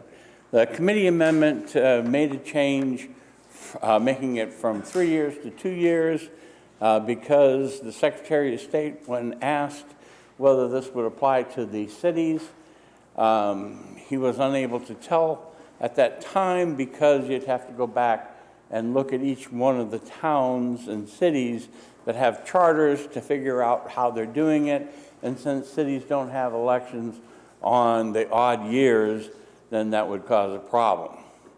I will ask you to, it doesn't really matter which way you vote on the committee amendment, because there is a floor amendment that will come after this that will actually wipe out that vote. It would probably be easier if you vote down the committee amendment to take up the other one, but again, in effect, it won't really matter. So, thank you. Thank you, Senator. The question is on the adoption of the committee amendment. Is there any further discussion? Okay, just to remind everybody, Senator Gray is asking us to vote down the committee amendment so that he can bring forward a floor amendment. Are you ready for the question? All in favor say aye. All opposed, no. No. Okay, the noes have it and the committee amendment fails. The bill is on second reading. Is there any further discussion or amendment? Senator Gray. I move Amendment 2020-2260S. Okay, you may speak to the amendment. This amendment is a compromise between the two. It allows the city or town legislative body to adapt a 3-year term for supervisors of the checklist, electing one each year over a 3-year period. Thank you very much, Senator. Is there any discussion on the proposed floor amendment? Okay, seeing none. The question is on the adoption of floor amendment 2260. Are you ready for the question? All in favor say aye. Aye. All opposed say no. The ayes have it. The floor amendment is adopted. The bill is still on second reading and open for further discussion and amendment. Seeing none. The question is on the adoption of ought to pass as amended on House Bill 151. Are you ready for the question? All in favor say aye. Aye. All opposed say no. The ayes have it. The motion is adopted and the bill is ordered to third reading. Okay, now we're going to move over. We are at the conclusion of the regular calendar, and we'll take up the bills that were removed from the consent calendar. The Senate will be attentive to the clerk. Thank you, Madam President. The Committee on Election Law and Municipal Affairs, to which is referred House Bill 464, an act prohibiting certain candidates for political office for participating in counting ballots. Having considered the same, the committee recommends that the bill is ought to pass with an amendment by a vote of 4-0. Senator Gray for the committee. Senator Gray. Thank you, Madam President. I move this bill ought to pass. The House Bill 464 prohibits certain candidates for political office from participating in pre-election ballot counting. The committee amendment includes using the various state resources rather than the information gathered when a person registers to vote but lacks the access to essential documents that the state already possesses, such as the Department of Motor Vehicles vital statistics. And the committee believes that this bill will foster more inclusive and effective democratic process while encouraging higher voter turnout without compromising election integrity. For these reasons, the Election Law and Municipal Affairs Committee recommends ought to pass on House Bill 464. Thank you, Senator. The bill is now on second reading. The first order of business is the committee amendment. Is there any discussion on the committee amendment? Okay. Seeing none, the question is on the adoption of the committee amendment. Are you ready for the question? All in favor say aye. Aye. All opposed say no. The ayes have it, and the committee amendment is adopted. The bill is still on second reading. Is there any further discussion or amendments? Senator Perkins-Coker. Thank you, Madam President. I rise in opposition to the pending motion on HB 464. I want to start by saying that we recognize the long-term effort being made here. It's important work, and we see the intention behind it. That said, by taking steps to address the issue of making sure that people have access to vote, we're also acknowledging something critical, that there is, in fact, still a problem that needs solving. The system we have today does not, unfortunately, make it easy to vote. As of today, we still know that 121 people, as this number continues to climb, have been turned away from the polls under our current laws. It's not just a statistic, it's a failure to access that we can't ignore. In the short term, unfortunately, the fix in this bill requires operational coordination, which is complex and won't happen overnight. That's why as we work towards a more permanent solution through rulemaking, we really need to return to the use of affidavits to ensure that no one else is denied their right to vote. My colleague from District 6 and I have frequent discussions on these matters, and as I've said to him, nobody questions the need to prove age, citizenship, identity, or domicile in these matters, but my interest is in ensuring that no one is denied the right to vote, and unfortunately, without more detail, rulemaking, and timeline in this case, this bill does not provide a meaningful solution to that. It may also potentially represent an extra amount of work for our municipal officials without a budget to fund it. So, thank you, Madam President. Thank you, Senator. The question is on the adoption of ought to pass as amended in House Bill 464. Is there any further discussion or amendment? Senator Gray. Thank you, Madam President. Many of the facts that the good senator just enumerated are absolutely correct. Affidavits did cause 100 people to be turned away at the polls. We do not know how many of those did return that day to be certified.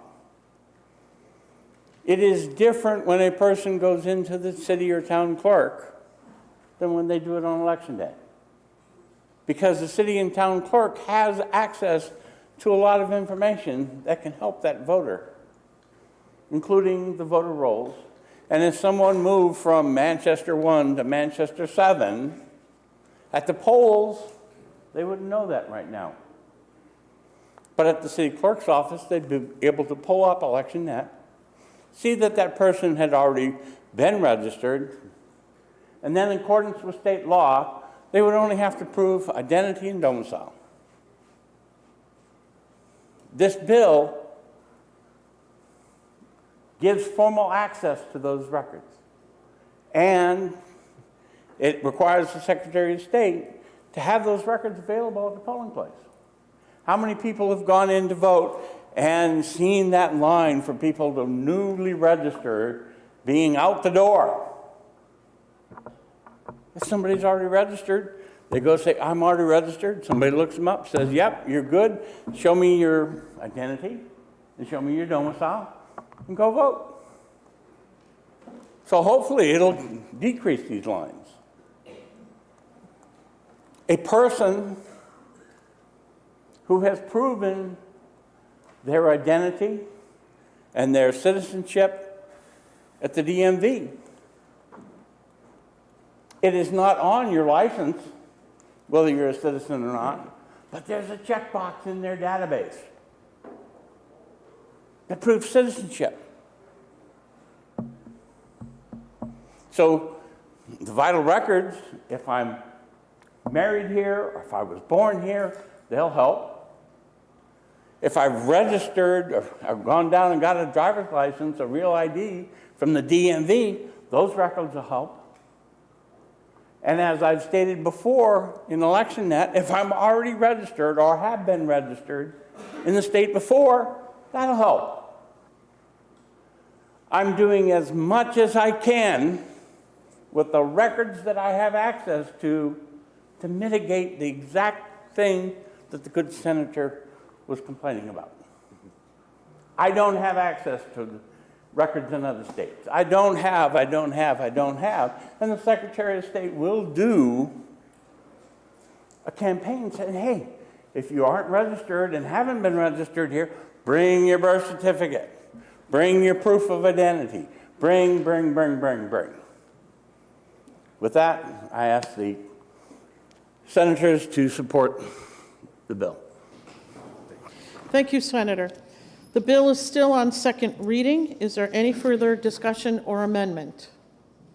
Seeing none, the question is on the adoption of ought to pass as amended on House Bill 464. Are you ready for the question? All in favor say aye. Aye. All opposed say no. The ayes have it. The motion ought to pass as amended is adopted, and the bill is ordered to third reading. The Senate will be attentive to the clerk. Thank you, Madam President. The Committee on Election Law and Municipal Affairs, to which was referred House Bill 475L, an act relative to reductions from the default budget for official ballot town meetings. Having considered the same, the committee recommends that the bill is ought to pass by a vote of 3-2. Senator Gray for the committee. Senator Gray. Thank you, Madam President. I move House Bill 475 ought to pass. I believe, yeah, ought to pass. The bill is relative to the reduction of the default budget for official ballot town meetings. House Bill 475 alters the definition of default budget to include salaries and benefits reductions caused by position turnover. House Bill 475, if enacted, would enhance local control and increase fiscal responsibility. For these reasons, the Election Law and Municipal Affairs Committee recommends ought to pass on House Bill 475. Thank you, Madam President. Thank you, Senator Gray. The bill is now on second reading. Is there any discussion? Senator Long. Thank you, Madam President. I rise in opposition to the ought to pass. The concern I have with this bill is that it would eliminate positions that have been filled, or vacant positions, as they're called, that the voters approved in the prior year. The issue that was heard in testimony was that the town would shift these vacant position funds. We didn't hear where the shifting of funds was to. If a town needs 5 DPW workers and there were 2 vacant positions, was the allocation of that salary and benefit vacant position shifted to overtime for one of the 3 current employees in delivering for the taxpayers what was needed to be delivered on? Or were those vacant positions appropriations used to fill a contract with a private contractor, often at a higher expense when the current employees could not deliver, for example, filling potholes? Oftentimes, private contractors are short on employees and solicit municipal employees with higher pay to work, with them creating more of a vacancy. And finally, we heard from the representative of the New Hampshire School Board Association with concern on vacant positions in qualified professionals to special education. Oftentimes, these positions take years to fill. Eliminating them would create concerns with federal state requirements in fulfilling student needs. Although an emergency meeting could be held to address these issues, my concern would be with the public being able to identify that student. And I thank you, Madam President. Thank you, Senator.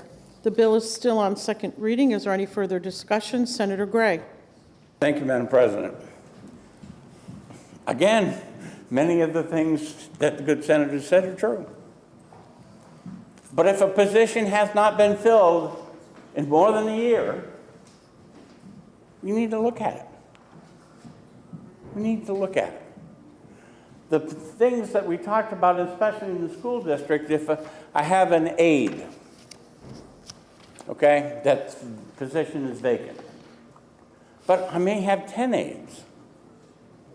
It's a simple matter to say, okay, this aide is grade 1, this one is grade 2, this one have 2 set third grades, so one is an A and one is B or whatever, and then those positions be classified. And maybe, if I haven't filled one of those third grades, either the A or the B position, and I've done that for a year, well, maybe I've shared that aid. Maybe I've done something else. But we're talking about the default budget. We're not talking about the budget that people are going to vote on first. We're talking about the one that you get if you don't. And people are saying, well, Public Works, backhoe. If the position is for a backhoe driver and I've done without it for a year, why should it still be on the list? So again, this is a common sense thing, that there are allegations that some communities keep these positions on the books, so they end up in the default budget, and they end up costing money to the taxpayers when there may be no idea at all that we're ever going to fill this. It's just a place to hide a couple of bucks. So when I need it, I'll take it out of there. Transfer that money. Thank you, Madam President. Thank you, Senator. The bill is still on second reading. Is there any further discussion? Senator Perkins-Coker. Thank you, Madam President. I just want to emphasize a particular thing we heard in the hearing because, I just think it bears special attention. We did hear that particularly in the field of paraprofessionals, for example, there could be a position posted that's desperately needed but is vacant for a long time, and there could be some temporary help that's sort of filled in. The way this bill is drafted, it sort of leaves administrators scratching their heads about how to implement it, and at a time when our school boards and our educators are already playing a lot of defense, this bill requires them to pay attention to, potentially having to take down positions, repost them just when they know they're already needed and stuff. So I would say in a time when, everyone is feeling the crunch of a tight budget, I am sure every position is being closely examined. I think that this bill just adds administration and the potential to single out some of our students who really need the support. Thank you very much. Thank you, Senator. The bill is now on second reading. Is there any further discussion? The question is on the adoption of the committee recommendation of ought to pass on House Bill 475. Are you ready for the question? All in favor say aye.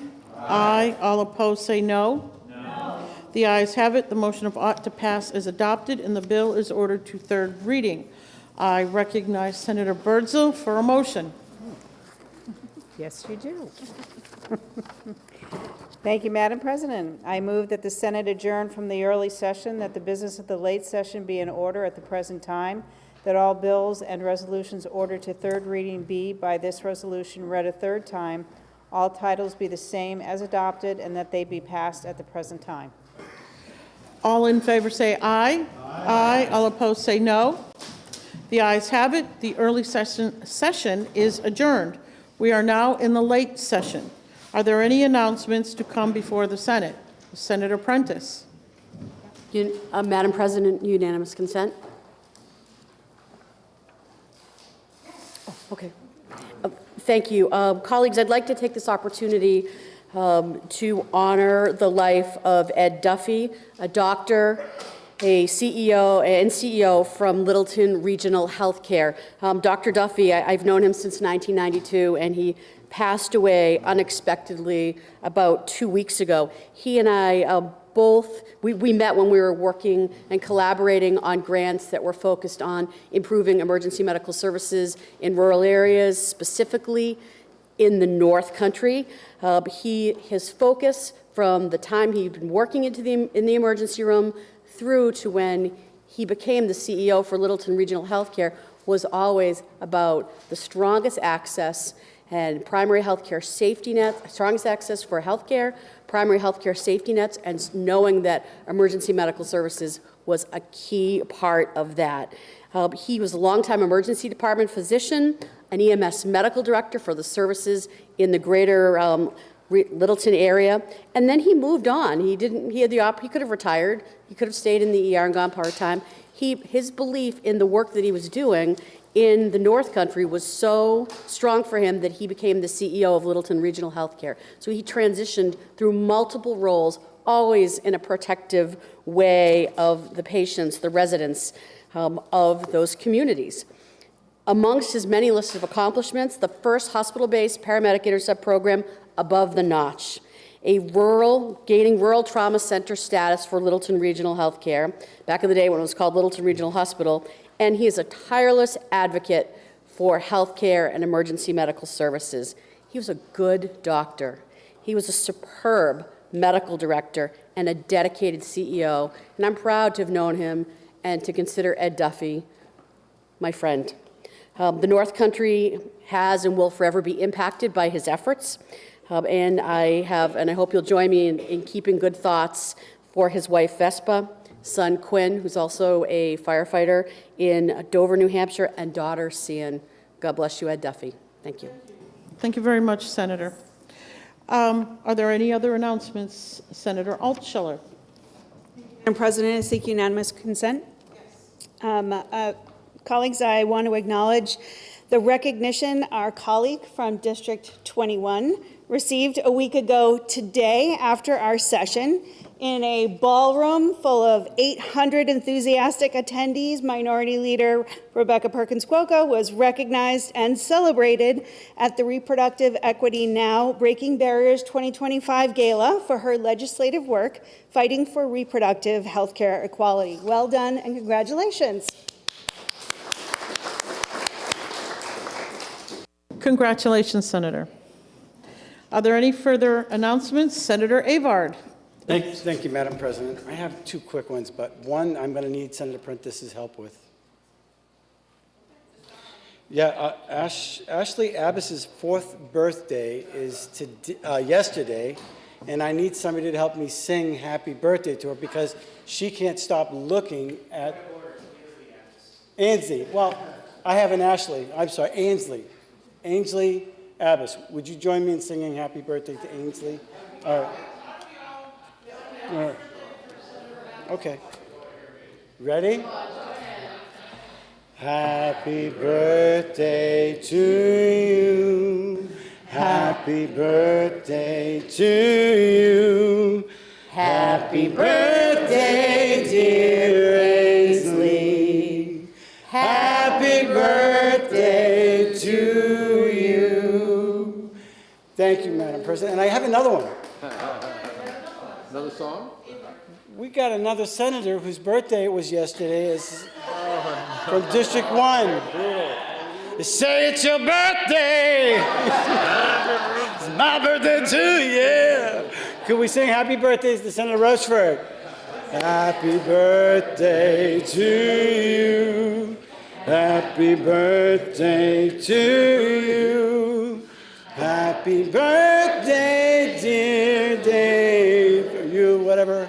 Happy birthday to you. Yay! Okay. Senator Abbas, did you have? Yes. Okay. President, I rise on, hopefully it stays on the consent calendar, but first I want to just thank the member from District 12. If you knew how many times I had to play that song to my daughter last year when you did that, it was unbelievable. I probably 200 times, so I want to thank you for doing that again. She just turned 4 yesterday. But I actually rise today, because her birthday was yesterday, but tomorrow is a very big day too. Tomorrow will be 10 years since I married my best friend and wife, Jessica Abbas. And now last year on our anniversary, a lot of you may remember who were here, total dud, because I was here until almost midnight when we had that chamber. So our 9th anniversary was no fun at all. So I'm hoping that the 10th one is a real special one. Now, to get kicked off with that, this suit, believe it or not, I wore on my wedding day with this tie. And I'm happy to say it still fits. You know,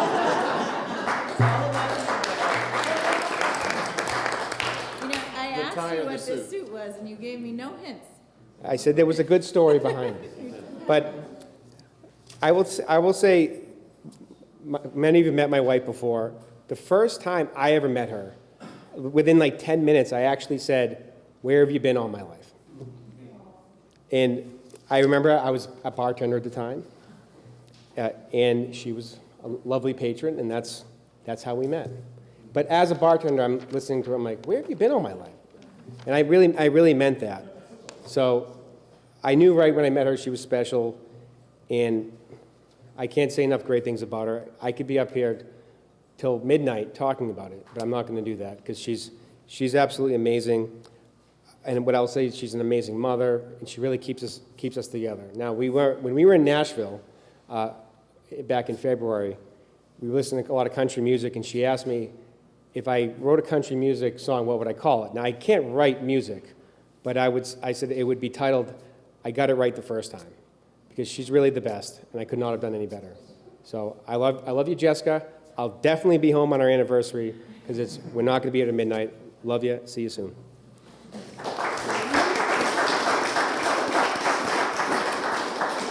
Senator Gray is recognized. Senate Finance is scheduled to go into session 15 minutes after we end session. I intend to gavel in, put us in recess for a half hour, and there will be a Republican caucus in my office from 3 to 3:30. Thank you, Senator.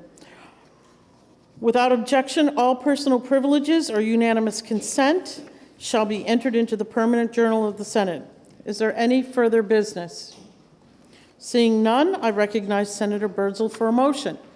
Thank you, Madam President. I move that the business of the day being completed, that the Senate recess to the call of the chair for the purpose of introducing legislation, re-referring bills to committee, scheduling hearings, sending and receiving messages, vacating bills, and processing enrolled bill reports and amendments. And when we recess to the call of the chair. All in favor say aye. Aye. All opposed say no. The ayes have it. The Senate is in recess to the call of the chair.